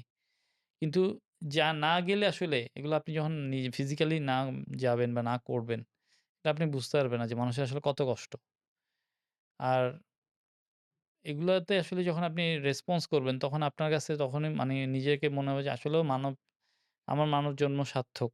কিছু ব্যাপার আছে না যখন আপনি মনে করবেন যে আসলে আমি মানুষ হিসেবে পৃথিবীতে কেন আসছি? আল্লাহ কি আমাকে শুধু মানে জাস্ট নিজের কেরিয়ারকে নিয়ে ভাবার জন্যই পাঠাইছে? বা আমার পরিবারকে নিয়ে ভাবার জন্য পাঠাইছে? সে তো না। আমাকে তো অনেক মানুষের জন্য চিন্তা করার জন্য মানে আল্লাহ আমাকে স্কোপ দিয়েছে। তো আমাকে তো উচিত যে তাদের পাশে দাঁড়ানো। তো মানব সেবার ফিল্ডটাতে আসলে আপনি যদি মানে সবসময় এটা যেটা হয় কি? আপনাকে চিন্তা করতে হবে যে আমি কিভাবে হেল্প করতে পারি? মানে আমি আমার জায়গা থেকে আরেকজন পারসনকে কিভাবে আরেকটু বেটার রাখতে পারি? সবসময় যদি এটা করেন যেমন একটা ছোট হাদিস আছে। মানে এটা বেশ মানে মানে সহিহ, হাদিসটা সহিহ। আমি ডক্টর আব্দুল্লাহ জাহাঙ্গীরের মুখ থেকে এটা শুনেছিলাম। আচ্ছা। উনি বলেছিলেন যে, "কোনো ব্যক্তি ধরেন আপনার কাছে আসলো এবং লোকটাকে দেখে আপনার মানে মনে হলো যে সে পেরেশানিতে আছে। জাস্ট তার সাথে আপনি কিছুক্ষণ কথা বলতেছেন যে তার মনের কষ্টটা অ্যাকচুয়ালি লাঘব করার জন্য। তো বলতেছে যে আপনি যদি ধরেন তার সাথে কিছু কয়েক কদম হেঁটে গেলেন, হ্যাঁ? বলতেছে যে তার কষ্টটা লাঘব করার জন্য যে তার পাশে আপনি হেঁটে গেছেন আর কিছু করেন নাই। জাস্ট তার কথাটা শুনতেছেন, তাকে একটু সাপোর্ট দিচ্ছেন, মানসিকভাবে একটু মানসিক সাপোর্ট শান্তি দিচ্ছেন। হ্যাঁ। এরকম অর্জন আল্লাহ রাসূল সাল্লাল্লাহু আলাইহি ওয়াসাল্লাম বলেন নাকি মানে আল্লাহ রাসূল সাল্লাল্লাহু আলাইহি ওয়াসাল্লাম বলেছেন যে, তো মানুষের এইটুকু আমলই আমার কাছে মসজিদে নববীতে ১ মাস এতেকাফ করার চাইতে বেশি পছন্দনীয়। মানে দেখেন ১ মাস এতেকাফ করা মানে কি আপনি মসজিদে নববীতে এখান থেকে মসজিদে নববীতে যাবেন, গিয়ে ১ মাস থাকবেন। থাকবেন, ৩০ দিনের নামাজ একটা পড়বেন। হ্যাঁ, নামাজ পড়ার ব্যাপার আছে। সেখানে বলতেছে ছোট একটা আমল কিন্তু কত সওয়াবের কাজ। তাহলে আমরা কিন্তু এই ধরনের ব্যাপারগুলো খেয়াল করি না। আমরা সবসময় মানি নিজেকে নিয়েই চিন্তা করতে থাকি। সবসময় নিজেকে নিয়েই করতে থাকি। তো যার কারণে যেটা বললাম, এতিমদের ব্যাপারে যেটা হয়, যখনই আমি এতিমদের কথা চিন্তা করি বা ভাবি যে ওর জন্য কি করা যায়? তো অমুকের জন্য আপনারা হয়তো জানেন যে আবাম ফাউন্ডেশনের কিছু রেগুলার প্রজেক্ট আছে। তার মধ্যে একটা হচ্ছে আমাদের কিছু এতিমদেরকে স্পন্সর প্রজেক্ট আছে। যে আমাদের কিছু বন্ধুরা আছে যারা একজন এতিমদের দায়িত্ব নিয়েছে। যে এই বাচ্চাটার মাসিক মাসে যা খাওয়া-দাওয়ার খরচ উনারা আছে, পে করবে। ওইটা একজন ওরা পে একজনের করে। টা পে করবে। হ্যাঁ, এরকম আমাদের প্রায় ৪০ জন বাচ্চার আচ্ছা, দায়িত্ব নেওয়া আছে। এরপরে আছে আমাদের মাসিক একবেলা খাওয়ারের একটা প্রোগ্রাম আছে। আপনি জানেন মাসে আমরা প্রতি মাসের যে আরবি যে মাসটা শুরু হয়, জি, হিজরি মাস জি, যেটাকে আমরা বলি। তো এটাতে একটা সুবিধা যেটা হয়েছে যে আমরা সাধারণত সবসময় ইংরেজি যে মাসটা আছে ওইটাকে ফোকাস করি। ওইটাকে মানে তারিখটাকে খেয়াল রাখি। জি। কিন্তু হিজরি তারিখটাকে খেয়াল করি না, না। তো আমরা যেটা স্টার্ট করলাম ১ম এ যে স্টার্ট করেছিলাম যে ইংলিশ যে তারিখটা আছে ইংরেজি ওইটাকে প্রতি মাসের ১ তারিখটাকে ফোকাস করেছিলাম। পরবর্তীতে হঠাৎ করে আমার একটা বন্ধু ওর নাম হচ্ছে আনোয়ার গনি। ও আমাকে বলল যে, "বন্ধু তুমি তো আল্লাহর মানে জন্যই কাজটা করছো। তো ভালো হয় কি তুমি হিজরি তারিখটাকে ফলো করো।" আমি বললাম যে, "মানে দারুণ পরামর্শ।" তখন আমরা রমজান মাস ২০২৩ সালের বোধহয় রমজান মাস থেকে আমরা অ্যা ফার্স্ট স্টার্ট করলাম যে থেকে করব। হিজরি তারিখ থেকে করব। তারপর আমরা প্রতি মাসের হিজরির ১ তারিখটাকে ফোকাস করে আমরা মানে ১ম এ আমরা শুরু করেছিলাম ২,০০০ বাচ্চাকে খাওয়াবো। এখন সেটা ৩,০০০ এর বাচ্চা ঠেকেছে। আমরা ৩,০০০ বাচ্চাকে প্রতি মাসে একবেলা একটু ভালো খাবার খাওয়ানোর চেষ্টা করি। পোলাও, মুরগি যা আমরা সাধারণত করি। বেশি একটা না এবং আমি চেষ্টা করি যে একটা মানে ছোট অ্যামাউন্ট এর মধ্যে রাখতে। আপনি হয়তো যে খেয়াল করে দেখবেন যে আমি বলি যে ৳১১০ দিয়ে চাইলে আপনি একটা বাচ্চাকে একবেলা ভালো খাওয়াতে এটা কি পারেন। প্রতিদিন একজনের জন্য করে? না, এটা আসলে একসাথে আয়োজন করি তো এই আচ্ছা, প এ হিজরি মাসের ১ জি, তারিখে। তো ৳১১০ আপনি যদি নরমালি আমি যদি এখন কোনো একটা হোটেলে খেতে বসেন, আপনি কিন্তু ৳১১০ দিয়ে না, কিন্তু আপনি পোলাও, মুরগি এগুলো সম্ভব না। কিন্তু যখন একসাথে অনেক মানে অ্যামাউন্ট হ্যাঁ, এ আপনি তখন রান্না করবেন কস্টটা তখন কমে কিন্তু আসে। কস্টিংটা ও এটাই মানে মিনিমাইজ প্রতি হয়ে যায়। মাসের ১ তারিখে ১ করেন। তারিখে এটাকে আচ্ছা, আচ্ছা। ফোকাস করি আরকি। তো এটা হচ্ছে যে থাকে। এটা হচ্ছে যে মানে ফিক্সড মানে ১ তারিখে। কিন্তু এছাড়া যেটা হয় যে বিভিন্ন সময়ে আমাদের মাধ্যমে বিভিন্নজন খাসি সাদাকা করে বা এতিমখানায় খাসি খাওয়ায় বা বিভিন্ন সাদাকা করে। হ্যাঁ? আর আপনি জানেন যে সাদাকার মাধ্যমে কিন্তু মানুষের অনেক ধরনের বিপদ-আপদ থেকে আল্লাহ তাআলা উদ্ধার করে দেয়। যেমন এই ঘটনা থেকে একটা কথা মনে পড়ছে যে আ একজন আর্মি মেজর আরকি। উনি আমার LinkedIn এর মাধ্যমে পরিচিত হয়েছে। হ্যাঁ, আমার সোশ্যাল কাজগুলো আমি LinkedIn এও একটু শেয়ার করি। Facebook এ যেরকম করি LinkedIn এও করি। তো ওটার মাধ্যমে অনেক সাথে পরিচয়। তো LinkedIn এ একজন মেজর আমার সাথে মানে এড আছেন। তো নাম বলছি না যেহেতু উনি নিষেধ করছে উনার পরিচয় দিতে। তো উনি একদিন আমাকে ফোন করে বলল যে, "ভাইয়া আমার আম্মুর খুব খারাপ অবস্থা। মানে ডাক্তার তো আশা ছেড়ে দিছে।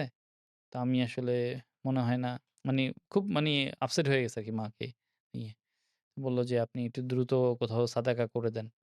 কোথায় করবেন?" আমি বললাম যে, "ঠিক আছে আমি আমার যে এতিমখানা আছে, রংপুরে এতিমখানা আছে আমাদের ওখানে করব।" তো উনি বলল যে, "ঠিক আছে ভাই একটু দোয়া করে দিবেন বাচ্চাদেরকে দিয়ে একটু সাদাকা করে আমার মার জন্য যেন আল্লাহ তাআলা তাকে" তো ধরেন এটা দুপুরের ঘটনা। দুপুর সরি সকালে ফোন করছে। সকালে দুপুরে ওদেরকে খাবার খাওয়াইলাম। তো দুপুরে খাবার খাওয়ানোর পরে আবার রাতের বেলা উনি তো মানে খুব কান্নাকাটি করছিল। উনি মায়ের প্রতি বেশি। তো রাতে সন্ধ্যার দিকে আমাকে আবার ফোন করছে।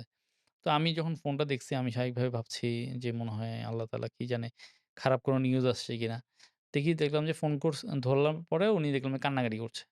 তো আমি মনে ভয় পাইছি। আমি বলছি যে, "মনে হয় আল্লাহ তাআলা নিয়ে গেছে নাই।" আমি উনাকে সান্ত্বনা দিচ্ছিলাম। কিন্তু উনি বললেন যে, "ভাইয়া মানে আমি কান্না করছি অন্য ইতে, আমি খুশিতে কান্না করছি।"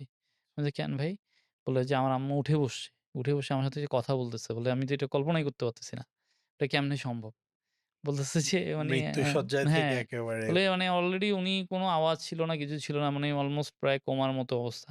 কিন্তু উনি উঠে বসে কথা বলতেছে। বলে এটাও আসলে বলতেছে আল্লাহ তাআলা আসলে এতিমদের দোয়া কিভাবে কবুল করে আমি আজকে এটার অনেক বড় একটা প্রমাণ পাচ্ছি।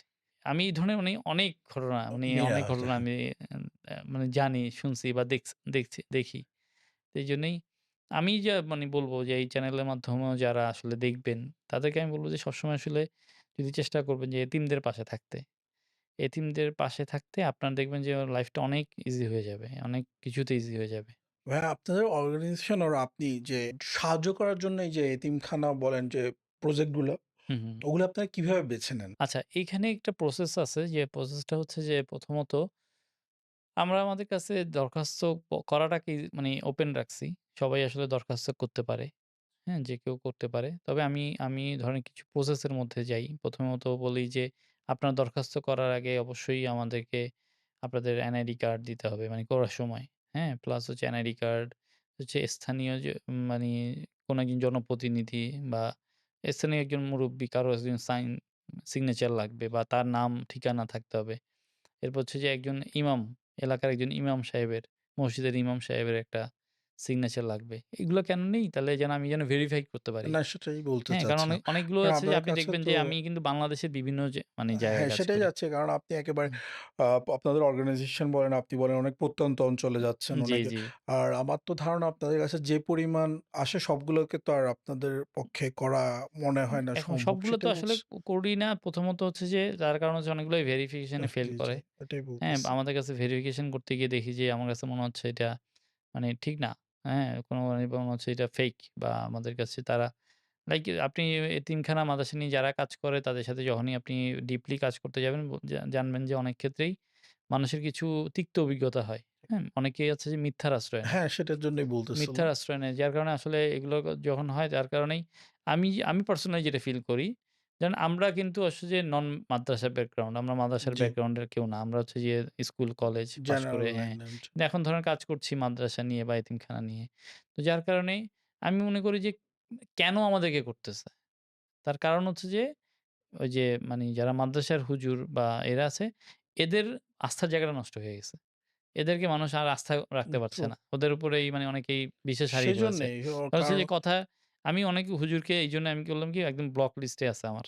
আমার মোবাইলে আছে বা আমার Facebook এ বলেন ব্লক করে ফেলছি। কারণ আমি তাদেরকে বললাম যে মানে তাদেরকে আগে বলি যে, "আপনারা আমার সাথে কোন ছলছাতুরি কইরেন না।" কারণ আমি ছলছাতুরি পছন্দ করি না। আমি নিজেও চেষ্টা করি সবসময় সত্য বলতে। আমি সত্য পছন্দ করি। আপনি আমার সাথে সত্য বলেন। দরকার হলে আপনার লস হোক। তারপর আপনি কিন্তু সত্য হলে আমার কাছে পাবেন। মানে ফেভারটা পাবেন। কিন্তু যখন একবার যেমন কথার কথা যে একটা নাম বলছি না। যেহেতু এটা মানে অনলাইনে প্রচার হবে। এলাকার নামও বলছি না। কিন্তু একটা মাদ্রাসার সাথে আমাদের এরকমের একটা ব্যাপার ছিল যে ওই মাদ্রাসাটা করার ব্যাপারে আমার অনেক অবদান।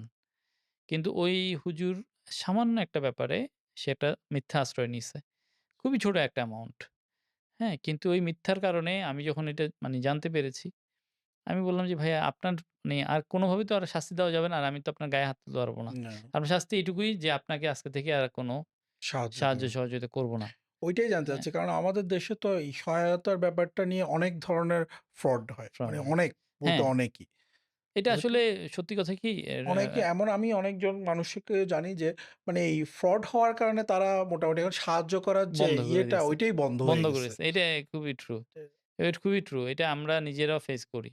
আমরা অনেক সময় আমাদেরও অনেক ডোনার আছে। যেমন আপনাকে যদি আমি একটা ছোট একটা উদাহরণ দেই। যেমন একবার আ আমরাও তো যে স্বাভাবিকভাবে আমরাও তো মাদ্রাসার হুজুরদের উপর জি। অনেক ক্ষেত্রে বিশ্বাস করি বা ও তাদের উপর অনেকটা সেটা তো সব নির্ভরশীল জায়গায় থাকি। সব তাদের নিজে উপর কাজ করা আস্থা রেখে সম্ভব অনেক না। সময় অনেক কাজগুলো করি। যেমন একবার একটা হুজুরের মানে আ আ একজন একটা আমাকে বলল কি, "ভাইয়া আমার বাচ্চার করব, আকিকা করব।" তো স্বাভাবিকভাবে আমরা করলাম কি একজন একটা মাদ্রাসাকে আমরা চয়েস করলাম। তো তাকে অনেক প্রত্যন্ত জায়গায়।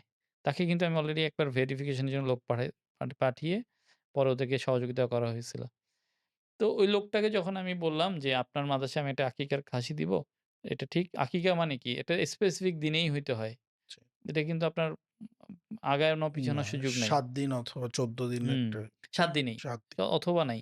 আচ্ছা। আপনি ১৪ দিনে যেটা করবেন সেটা এমনি খাওয়ানো হবে। কিন্তু আপনার মানে সুন্নাহ হচ্ছে যে ৭ দিনেই করে ৭ ফেলা। দিনের দিনেই হ্যাঁ? করতে ওইটাই হচ্ছে। হচ্ছে যে সুন্নাহ। তো আপনি ৭ দিনের দিনই করতে হবে। তো আমি উনাকে স্পেসিফিকলি বললাম। আর উনি যাকে করলাম সেও ইসলামিক মানে তার YouTube চ্যানেল পর্যন্ত আছে। ওয়াজ মাহফিল করে বেড়ায়। আচ্ছা।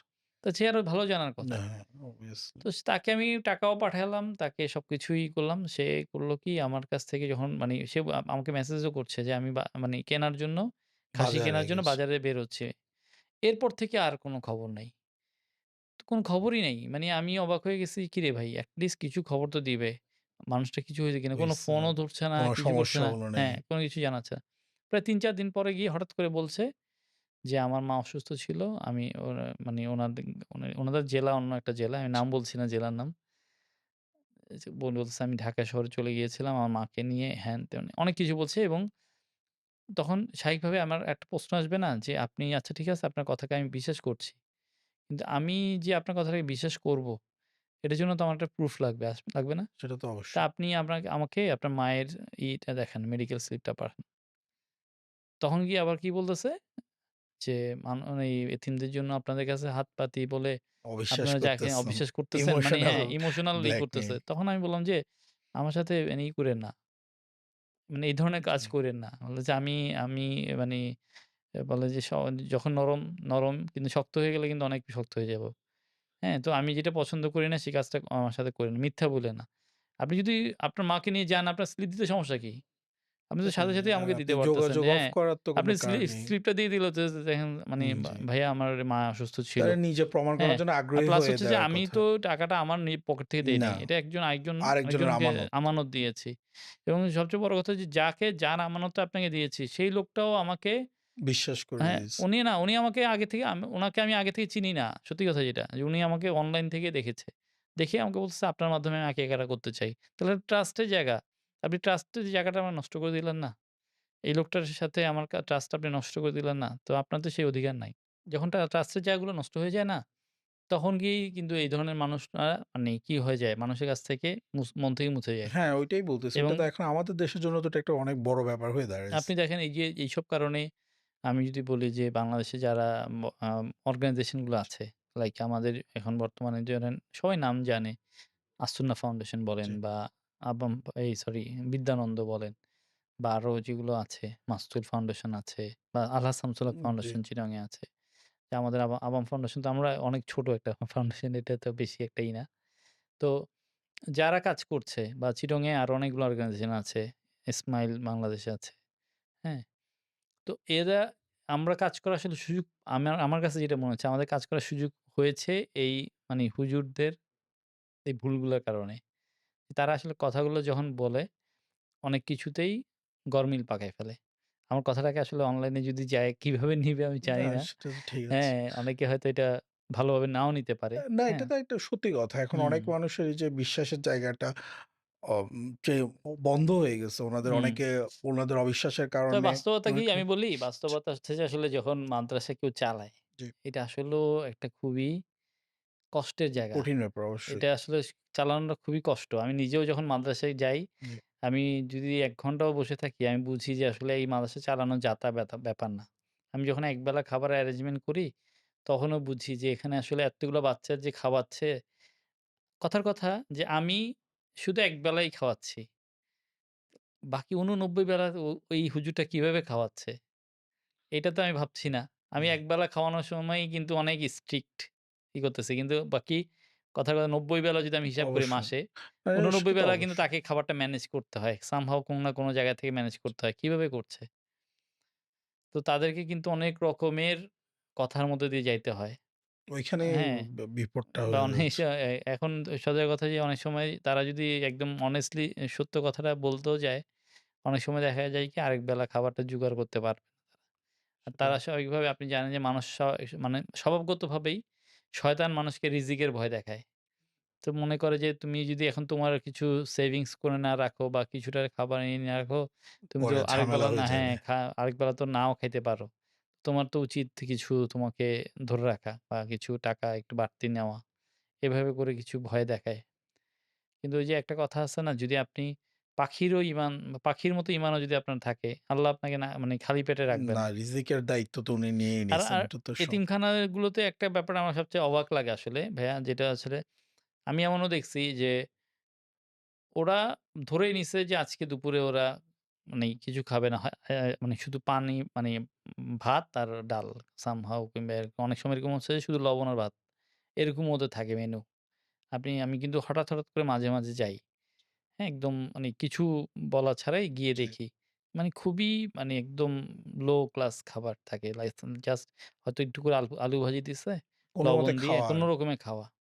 এরকমও আমি দেখেছি। এবার এরকমও ঠিক যে এরকমও ভাত নিয়ে বসছে ওরা, হঠাৎ করে ওদের সামনে বিরিয়ানি চলে আসে। মানে আল্লাহ কোত্থেকে যে আনে, কেমন মানে কখন আনে কেউ মানে বলা যায় না। তো আল্লাহ আসলে তো রিজিকের দায়িত্ব নিছে। তো এখন কথার কথা যেটা আমরাও কিন্তু বাসায় অনেক সময় এরকম হ্যাঁ, তো খাবার খাইতে অবশ্যই। হয়। একদম যে বাসায় সবসময় যে আমরা যে দা দামি মানে খাবার, দামি ভালো খাবার তা খাবার কিন্তু আরকি না। সেটা তো হ্যাঁ, তো এটা অবশ্যই। হচ্ছে রিজিকের ব্যাপারটা হচ্ছে এরকম। রিজিকটা নিয়ে আসলে মানে এটা একটা অনেক বড় একটা বিষয়। আর সবচেয়ে বড় বিষয় যেটা আমাকে মানে সবসময় খেয়াল রাখতে হয় যে আপনাকে বা আমাকে যে আমরা আসলে রিজিকটাকে সবসময় স্পেসিফিক করে ফেলি খাওয়ার দিকে। মানে খাবারটাকেই মনে করি আমরা খাবারটা তো রিজিক না। আমরা যে সুস্থ আছি এটাও রিজিক। আমাদের যে ভালোভাবে চলতে পারতেন, সম্মান এটাও একটা রিজিকের ব্যাপার। এটা একটা অনেক বড় বিষয়, অনেক বড় এটা তো রিজিক। এখন কেউ চিন্তা আপনার করে ফ্যামিলি না। থাকাটা, এই যে আপনার অফ পরিবার জি, আছে, এটাও কিন্তু একটা রিজিকের অংশ।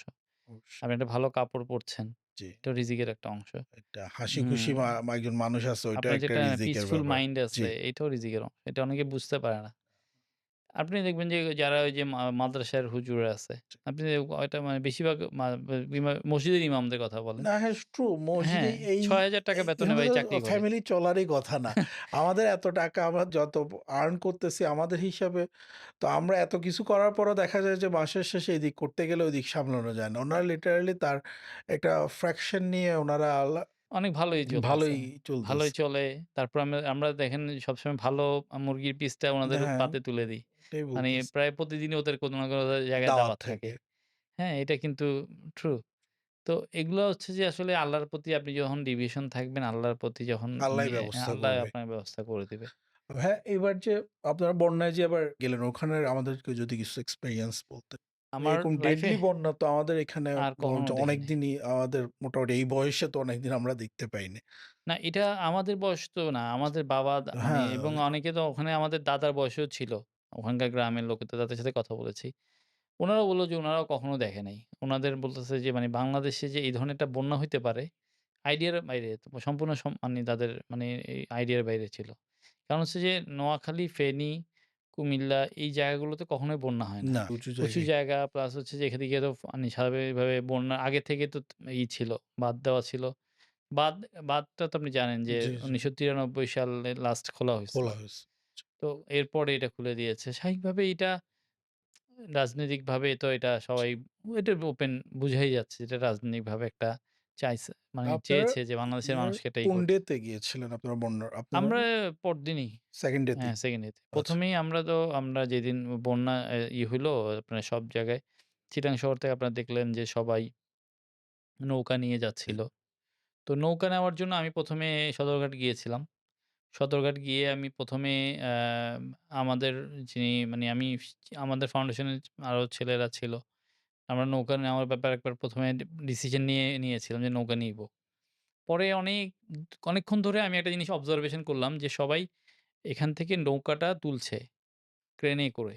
কে নদী থেকে সরাসরি ক্রেনে করে এটা আপনার ট্রাকে ট্রাকে তুলছে। তুলছে। তো ট্রাকে তোলার পরে ট্রাকটা নিয়ে চলে যাচ্ছে। ওখানে এখন নামানোর আমার কথা হচ্ছে যে ওখানে গিয়ে নামাবে নামানোর কিভাবে? ব্যবস্থাটাই আমার কথা হচ্ছে যে ওখানে থেকে নামাবে, এখন তো পানি আছে। একদিন পরে তো পানিটা চলে যাবে। তখন হ্যাঁ, আপনি নৌকা উঠাবেন কিভাবে আবার? ফেরত আবার ট্রাকে এটা উঠাতে হবে। আর সবচেয়ে বড় কথা যে ওখানে আপনি নামানোর সময় ধরেন কথা আপনি চিন্তা করলেন যে ওখানে হাজার, হাজার মানুষ আছে। সবাই মিলে ধরলেন, নৌকা নামায় ফেলতে পারবে। ধরলাম নামাতে পারবে। কিন্তু নামানোর সময় যদি কোন কারণে হাত ফসকে একটা নৌকা পড়ে, আইদার মানুষ মারা যেতে পারে হ্যাঁ, বা নৌকাগুলো নৌকা তো বড়। আপনি নৌকা সাম্পান গুলো হ্যাঁ, দেখলেন না? জি, সাম্পান জি। তো বড়। বা নৌকা যদি ফেটে গেল, তাহলে এটার মানে দায়ভার কে নিবে? জরিমানা দিতে হবে প্রায় ৳১,০০,০০০ র উপরে। ও আমারে বলল যে, "জরিমানা দেন।" এবং সবচেয়ে বড় কথা যেটা তখন আমি ডিসিশন নিলাম যে আমি নৌকা নিবো না। আমি খাবার এরেঞ্জ করি। শুকনা খাবার এরেঞ্জ করলাম আমরা। আমরা প্রায় ৪০০ না প্রায় ৫০০ ফ্যামিলির জন্য আমরা নিলাম শুকনা খাবার, শুকনো। চিনা মুড়ি-টুড়ি যেগুলো আছে ওগুলো নিয়ে পরদিন আমরা রওনা দিলাম। ঠিকই আমরা যখন গেলাম, আমি গেলাম দেখলাম যে ওখান থেকে প্রায় ২০ টা না ২৫ টার মতো ট্রাক চিটাগং এর দিকে ব্যাক করছে। আচ্ছা, এরা নামাতে পারে নাই। নামাতে পারেনি। নামাতে পারে নাই দেখে ব্যাক করছে। আমাকে তখন আমার টিমের সবাই বলছিল, "ভাইয়া আপনি কিন্তু এটা গুড ডিসিশন নিছেন।" আপনি কিন্তু মানে এটা তখনই তো সবাই আমাকে বলছিল, "ভাইয়া নৌকা নেন, নৌকা নেন। নৌকা নিয়ে ওদেরকে উদ্ধার করি।" আমি বললাম যে, "ভাইয়া নৌকা নেওয়াটা বড় কথা না। নৌকাটা নামাতে পারবো কিনা এটা তো হচ্ছে বড় বিষয় একটা।" কারণ অনেকেই নামাতে পারে নাই, ফেরত চলে ফেরত গেছে। আসছে।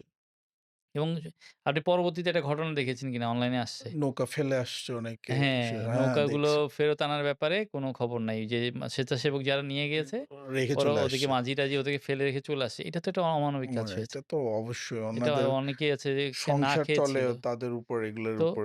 একটা মানে আমি মানবতার কাজ করব ঠিক আছে। আরেকটা কিন্তু আমার অন্যায় করলে তো আপনি আর যে এই হবে না। কথাটা আমাকে শুরুতেই আপনি বলেছেন যে, আমি যেকোনো কাজ করার এক সময় চিন্তা করতে হবে যে, আমি যে কাজটা করব, এটা কনসিস্টেন্টলি করতেছি নাকি না।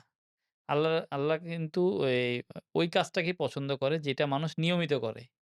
আপনি কথার কথা আপনি ধরেন বেশি কিছু করেন না। আপনি জি। মানে কথার কথা অনেকে আছে যে নামাজ ঠিকমতো পড়ে না। কিন্তু ভাবলো যে আমি স্টার্ট করি না। আমি ১ম এ জোহরটাই পড়ি। এটা নিয়মিত পড়ি। আপনি আস্তে, আস্তে দেখবেন যে একসময় আপনি গিয়ে বাকিগুলাও পড়া শুরু বাকিগুলাও হয়েছে। পড়বেন। তেমনি আমরাও ধরেন যেকোনো কাজটা করতে চেষ্টা করি যে এটা যেন নিয়মিত করতে পারি। হুট করে যেমন আপনি খেয়াল করে দেখবেন যে এইবারের বন্যায় স্পেসিফিক্যালি যদি বলি, এইবারের বন্যায় এখন পর্যন্ত সবচেয়ে বেশি সমালোচনার শিকার হচ্ছে বেশ কিছু ই মানুষ। জি, কেন?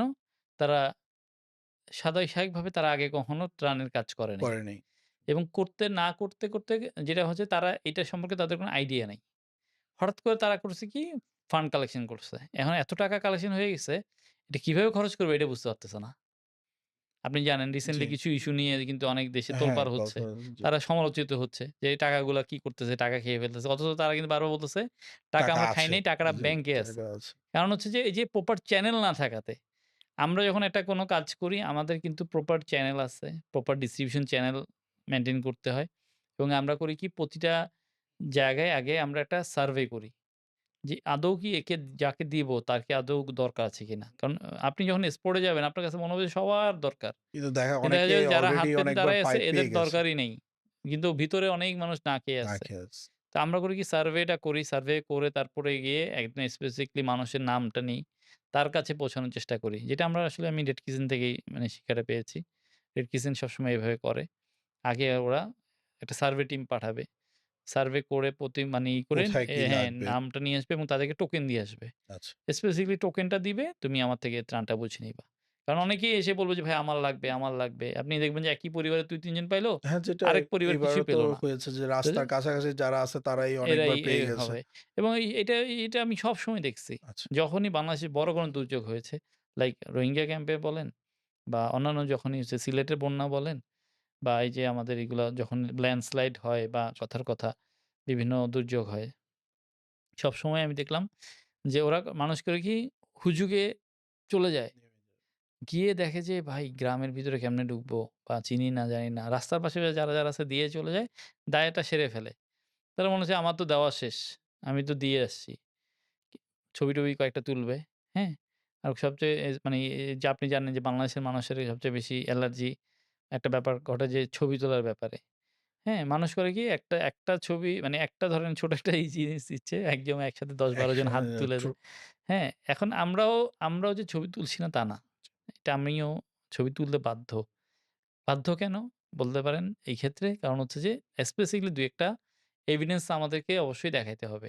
যে আমি মানুষের আপনার কাছ থেকে আপনার যে টাকাটা আমানতটা নেওয়া হয়েছে যে আপনার আমানতটা পৌঁছে দিয়েছি। তাই বলে আমরা ধরেন একসাথে আপনি খেয়াল করবেন যে আমরা হয়তো ২-৩ টা ছবি দিচ্ছি। কিন্তু আমরা তো একসাথে ২-৩০০ আমরা প্রায় ৪০০-৫০০ মানুষকেও ত্রাণ দেই। ৪০০-৫০০ মানুষের তো ছবি তুলি না। না ২-৩ টা ছবি তুলি। চেষ্টা করি যে যেন গ্রহীতার চেহারাটা ব্লার করে দেওয়া যায় বা করে দেওয়া যায়। অনেক ক্ষেত্রে তাদের পারমিশন নেই। তাদেরকে জিজ্ঞেস করি যে, "আপনার ছবিটা আমরা দিতে পারবো কিনা?" তারা বলে যে, "হ্যাঁ, দিয়েন।" তারাই বলে যে, "আপনারা না দিলে তো ভাই আমরা পাইতাম না। আর আপনারা যদি এগুলো প্রচার না করেন তাইলে তো আপনাদেরকে মানুষ টাকা দিবে না।" ট্রু। আপনি দেখবেন যে এই আ অনেকেই আছে। কথার কথা ঐদিন আমি একজনের একটা দেখলাম যে সে কিন্তু গোপনে অনেক দান করে। আমি জানি। কিন্তু সে কোনো এভিডেন্স রাখে না। কিন্তু তার একটা পোস্টে মানে তাকে কমেন্ট করা হইলো যে, "হাজার, হাজার টাকা লোকটার আছে কিন্তু ৳১ দান করে না।" তাকে মানে একটু কটাক্ষ করে বলতেছে। আমি নাম বলছি না। কিন্তু মানুষ কিন্তু বলার ব্যাপারে ছাড়ে না। এখন আপনি ছাড়েন। না দেখাইলেও কিন্তু আপনার জন্য জ্বালা আছে। ঝামেলা আছে। এজন্য আবার কিন্তু সূরা বাকারার আপনার ২৭৫ নম্বর বোধহয় আয়াতটা। ওখানে কিন্তু আল্লাহ কোরআনে কিন্তু বলেই দিছে যে, "তোমরা দান করো গোপনে এবং প্রকাশ্যে।" হ্যাঁ? আল্লাহর কাছে গোপনটাই বেশি পছন্দনীয়। কিন্তু আল্লাহ কিন্তু প্রকাশ্যটাকে উল্লেখ উৎসাহিত করছে। করার জন্য হ্যাঁ, প্রকাশ্যও দিতে আল্লাহ কিন্তু হয়েছে। প্রকাশ্যটা উল্লেখ করছে। জি, কেন আল্লাহ জানে যে প্রকাশ্যে করলেও এটার একটা ভালো ইফেক্ট পড়বে। ইফেক্ট আছে। সামাজিকভাবে এটা ইফেক্ট আছে। আপনি খেয়াল করে দেখবেন, ধরেন কথার কথা আপনি মসজিদে যখন একটা কিছু করবে, ধরেন কথা হলো জুমার খুতবার জি, সময় ইমাম সাহেব বলল যে, "আমাদের একটা অমুক একটা করা দরকার বা আমাদের ২ তলা কাজ ধরবো। কে আছেন মানে টাকা দিবেন। হ্যাঁ, কে কত টাকা দিবেন?" এখন পাশে থেকে একজন বলল যে, "আমি ১০,০০০ দিব।" তখন আরেকজন বলল যে, "আমি ২০,০০০ দিব।" এটা কিন্তু উৎসাহ থেকে একটা বলে ফেলে। তাহলে এটার সুবিধা কি হয়? এই উৎসাহ থেকে হইলেও একটা ভালো কাজ কিন্তু আগায় কাজে যাইতেছে। আগাই যাচ্ছে। হ্যাঁ? তা এই কিছু, কিছু ক্ষেত্রে কিন্তু আপনার ঈর্ষা করা বা এই যে প্রতিযোগিতা করা কিন্তু জায়েজ। আল্লাহ কিন্তু কোরআনে ভালো বলছে, "তোমরা কাজের ভালো ব্যাপারে। কাজে প্রতিযোগিতা করো।" ভালো কাজের ব্যাপারে হ্যাঁ? এই যেমন আমি কথার কথা যদি আমি বলি যে আমরা অ্যাজ এ আবাম ফাউন্ডেশন একটা সামাজিক সংগঠন। আমি এই আসুন্নাহ ফাউন্ডেশনকে ঈর্ষা করি। কারণ হচ্ছে ওরা ভালো কাজ আরো বেশি বেশি করতেছে। করতে বেশি পারতেছে। করতে পারছে। জি, তা আমার কাছে ঈর্ষা লাগবে স্বাভাবিকভাবে। বা মাসুল ফাউন্ডেশন আছে, আল্লাহ শামসুল হক ফাউন্ডেশন নাসির ভাইকে আমি বলি, প্রায় ফোন করেই বলি, "ভাই আপনাকে তো ঈর্ষা করি আমি। যে আপনার মতো ভালো কাজ কেন করতে পারছি না?" তো এইসব কারণে তো সবসময় চেষ্টা চেষ্টা মানি হয়। আমাদেরও চেষ্টা হয় যে ভালো কিছু করি। কিন্তু ওই যে consistency টা যেটা আপনাকে তখন যে কথার ছিলাম। যে আপনি যেকোনো কাজ, কথার কথা যে আপনি পডকাস্ট শুরু করছেন।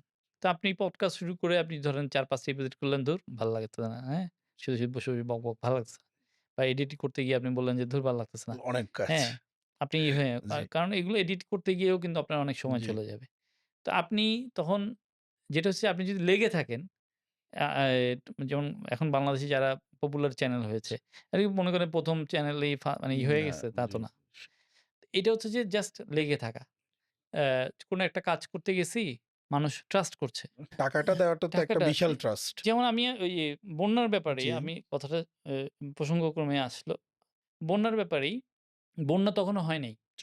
তার আগে করেই আমার সাথে লন্ডন থেকে একটা মানে ফাউন্ডেশন যোগাযোগ করছে। তারাও আমাদের মতো সামাজিক কাজ করে।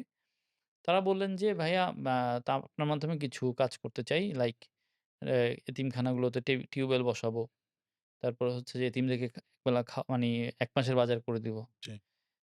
তারপর যেগুলো আমরা করি, রেগুলার করি। তো বলতেছে যে মানে আরেকটা হচ্ছে মেডিকেল ক্যাম্প। আরেকটা আচ্ছা, হচ্ছে মেডিকেল ক্যাম্প করবে। মানে যে গরিব মানুষের আচ্ছা। জন্য ফ্রিতে ফ্রি মেডিকেল ক্যাম্প অ্যান্ড ওষুধ ডিস্ট্রিবিউশন। তো আমি উম একটু ১ম এ ভাবলাম যে এরকম তো আসলে এত বড় মানে একসাথে এতগুলো কাজ কখনো কেউ বলে নাই। অলমোস্ট প্রায় ধরেন ৫ লাখস টাকার একটা আচ্ছা। বাজেট। তো একসাথে এটা একটা ভালো একটা তো ওই সময়ই যখন উনাদের সাথে হচ্ছে এর মধ্যেই মানে কথাবার্তা হচ্ছে মেইলিং হচ্ছে বেসিক্যালি। এর মধ্যেই হঠাৎ করে হলো বন্যাটা। বন্যা। আচ্ছা। তো আমি উনাদেরকে তখন বললাম যে, "ভাইয়া আমরা তো বন্যার জন্য আসলে খুব বেশি সময় দিতে পারতেছি না। আপনার যে কাজগুলো আমরা অলরেডি বলেছি, এগ্রি করেছি, ওগুলো আমি স্পেসিফিকলি এখন বেশি দিতে পারছি না সময়। আমি বন্যার দিকে ফোকাস।" তখন উনি বললেন যে, "ঠিক আছে তাহলে আমি আপনাকে বন্যার জন্যও ফান্ড দিব। আপনি বন্যা আচ্ছা। নিয়েও কাজ করেন।" তখন কিন্তু আমরা উনাদের সাথে উনাদের জন্য আমরা উনাদের মাধ্যমে আমরা লক্ষ্মীপুরে প্রায় ধরেন ১,৫০০ লোককে রান্না করে খাওয়ালাম। আরো প্রায় ১৫০ পরিবারকে ১ সপ্তাহের বাজার করে দিচ্ছি। আচ্ছা। তো যে তাও প্রায় ৩,৫০,০০০ টাকার একটা বাজেট ছিল শুধু বন্যার। উনারা এটা আমাদেরকে ফান্ডিং করছে। তো মানে এই যে যেটা বললাম যে মানে মানুষের ট্রাস্ট এর জায়গাটা, হ্যাঁ? উনারা হচ্ছে ট্রাস্ট এর জায়গাতে চলে আসছে। যে উনারা বলতেছে যে হ্যাঁ, ওরা যেহেতু কাজ করে রেগুলার উনি নিশ্চয়ই আমার প্রোফাইল আগে ঘাঁটছে। সেটা তো নাহলে তো উনি অবশ্যই। হুট জি। করে তার আমাকে না যোগাযোগ যখন চিনেই করেছে সেটা তো আগে হ্যাঁ, নেই। আমার প্রোফাইল জি, ঘেঁটে দেখেছে। আমাদের ওয়েবসাইটে ঢুকে দেখেছে আবাম ফাউন্ডেশন বিডি.নেট জি। org তো এভাবে করে আমাদের ওয়েবসাইট ঢুকে, ঢুকে যা মানে দেখে তারপরে উনারা ট্রাস্টের জায়গাটা আসছে। তো এই জিনিসটাই মানে আল্লাহর কাছে শুকরিয়া। হ্যাঁ? যে আমরা এই কাজগুলা করতে পারছি। এট অবশ্যই। লিস্ট এটার মাধ্যমে কিছু মানুষের তো হেল্প হচ্ছে। অবশ্যই অনেক মানুষ তো হুম, ওই সেক্ষেত্রে আমার আরেকটা জানার যে বিষয় আছে যে ভাইয়া, তো এই রকম হিসাব করতে গেলে প্রায় মাসে অথবা ইয়ারলি যদি হিসাব করি আপনাদের মাধ্যমে বেশ বড় একটা পরিমাণ অ্যামাউন্ট পাস হচ্ছে। তো আলহামদুলিল্লাহ। এই জায়গাটায় আপনারা কিভাবে স্বচ্ছতা বা মানে হিসাবটা কিভাবে অ দ আমরা যদি কেউ জানতে জি, চাইলো যে ঠিক আছে আপনি এই একটা এত বড় পরিমাণ হুম। ২০,০০,০০০ ৫০,০০,০০০ পরিমাণ টাকা আপনারা নাড়াচাড়া করছেন। এটার মানে হ্যাঁ, ইয়েটা এইজন্যই কি? আমাদের যেটা হয় যে আমাদের বেশিরভাগ ট্রান্সেকশনই হয় কিন্তু ব্যাংকিং চ্যানেলে। আমাদের মানে ইসলামী ফার্স্ট সিকিউরিটি ইসলামী ব্যাংকের অ্যাকাউন্ট আছে নিজেদের মানে আবাম ফাউন্ডেশনের ফাউন্ডেশন। জি, অ্যাকাউন্ট আছে। তারপরে আমাদের ধরেন যে বিকাশের যেটা টাকা আসে মার্চেন্ট অ্যাকাউন্টে ওইটাও চলে যায়। আপনার অটোমেটিক্যালি চলে যাচ্ছে ব্যাংকে। ব্যাংক থেকে তারপর আমরা এটাকে করি। এছাড়া পার্সোনাল যেটা বিকাশে আসে সেটা আমরা আবার নোট ডাউন করে রাখি। এটা আমাদের অডিট হয়।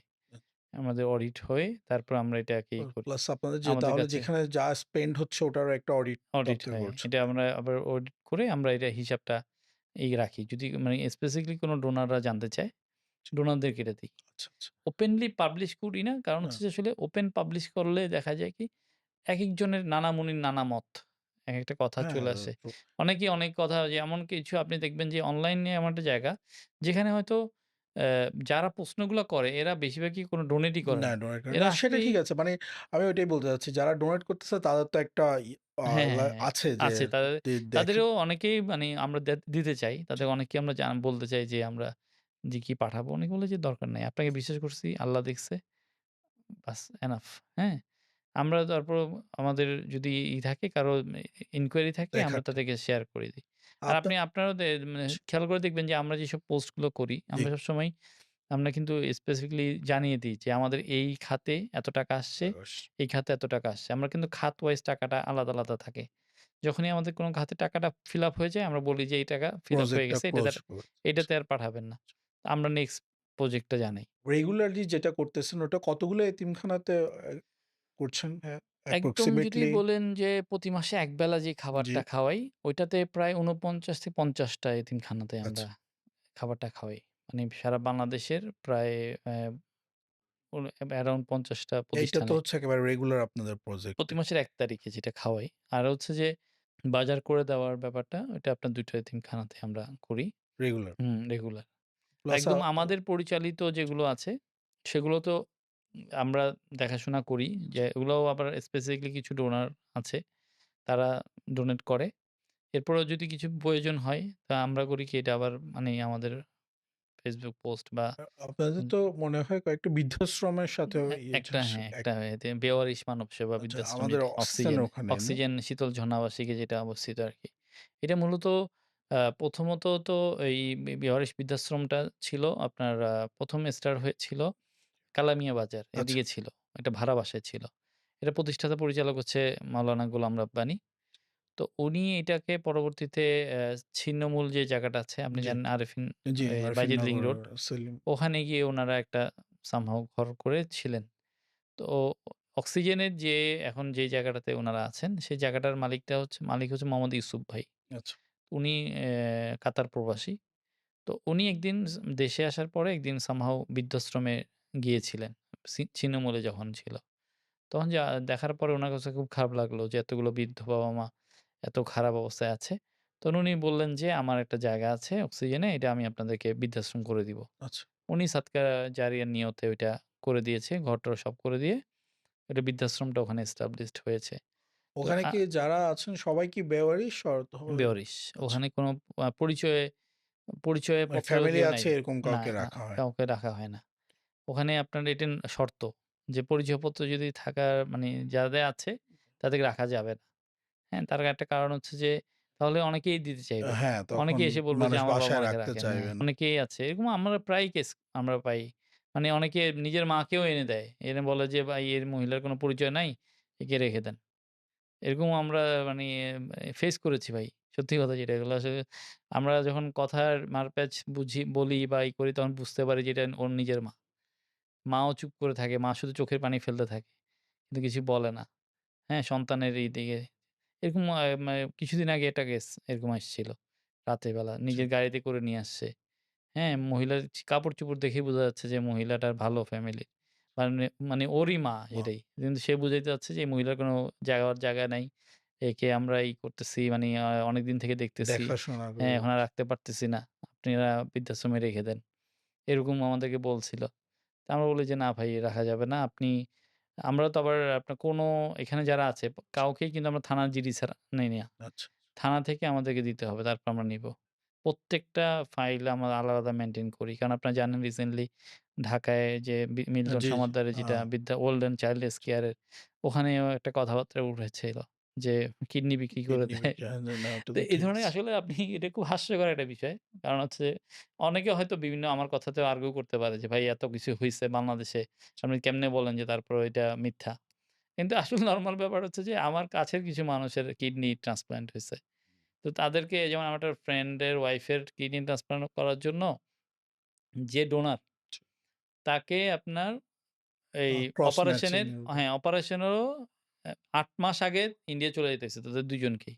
আচ্ছা। ৮ মাস আগে যেতে হইছে। তাদের ২ জনের ব্লাড গ্রুপ, আদার্স অনেক টেস্ট। মানে এই পুরা প্রসেসটা করতে তার প্রায় ৳১,০০,০০,০০০ র কাছাকাছি চলে গেছে তাদের খরচ। ২ জনে অনেক টেস্ট করছে। খাবার নিউট্রিশন মেইনটেইন করছে সবসময় এবং যে ডোনার তার খাবার সবকিছু মেইনটেইন করতে হইছে।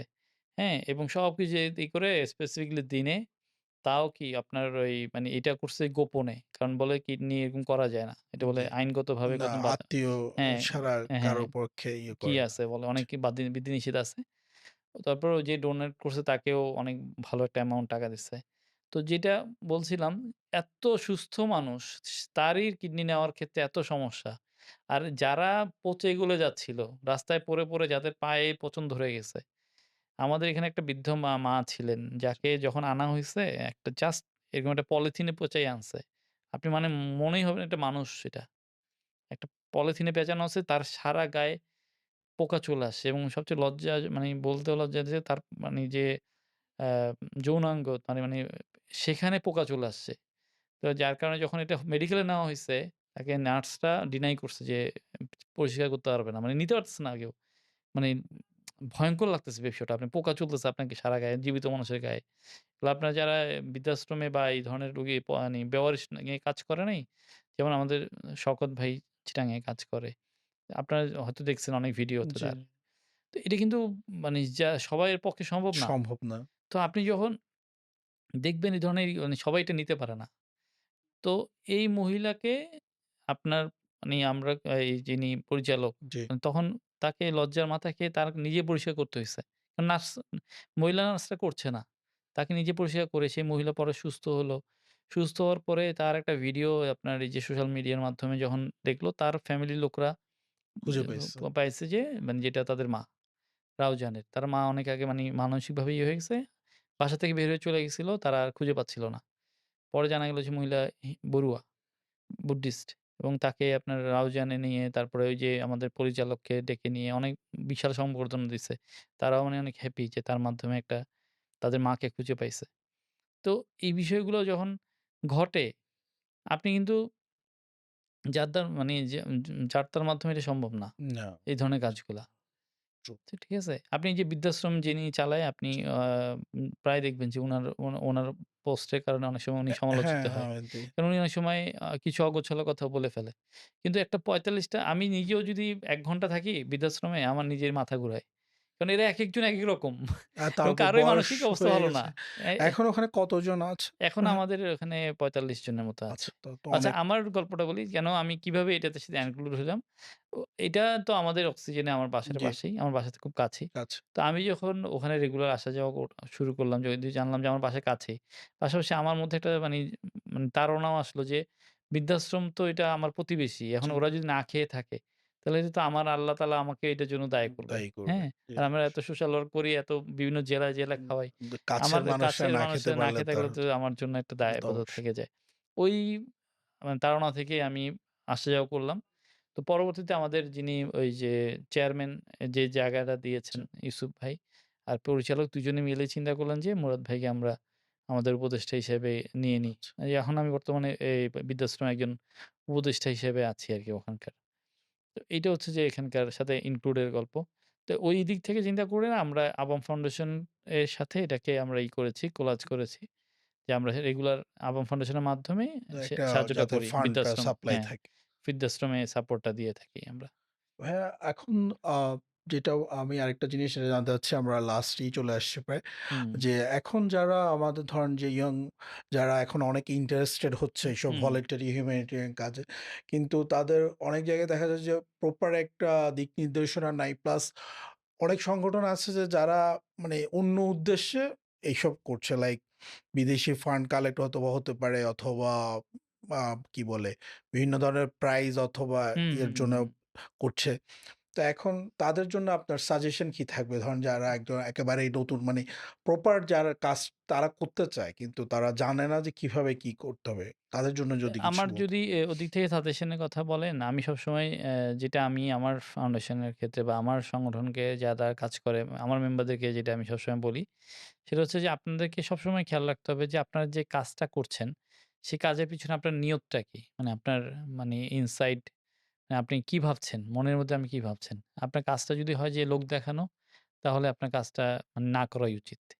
আর আপনি যদি মনে করেন যে এই কাজটা করার মাধ্যমে আমি আল্লাহর সন্তুষ্টি অর্জন করব, যে আল্লাহর কাছ থেকে আমি এটা পাবো, তাইলে আপনি করেন। তাহলে দেখবেন যে আল্লাহ আপনাকে দুনিয়াতেও দিবে, আখিরাতেও দিবে। আমি ব্যক্তিগতভাবে যেটা আমি ফিল করছি যেমন ধরেন আমরা অনেক কাজ করতে যাচ্ছি যেটাতে আমি মানে আপাত দৃষ্টিতে আমার মনে হচ্ছে এটাতে আমার কোনো লাভ নাই, আমার লস।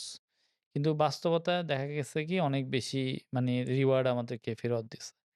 যদি আমরা মানে আমি আমার বাস্তবতার থেকে বলি, উদাহরণ থেকে বলি যে আমি রেড কিচেনকে দিয়েই বুঝি বলি আমি রেড কিচেন যেহেতু আমি নিজে খুব অ্যাক্টিভলি করতাম। এখনো রেড কিচেনের সাথে মানে আমি যুক্ত আছি। তো ওদিক থেকে যদি বলি যে রেড কিচেন একসময় আমরা যখন করতাম আমরা কিন্তু টোটালি রেড কিচেন থেকে কখনো আউটপুট চিন্তা করতাম না।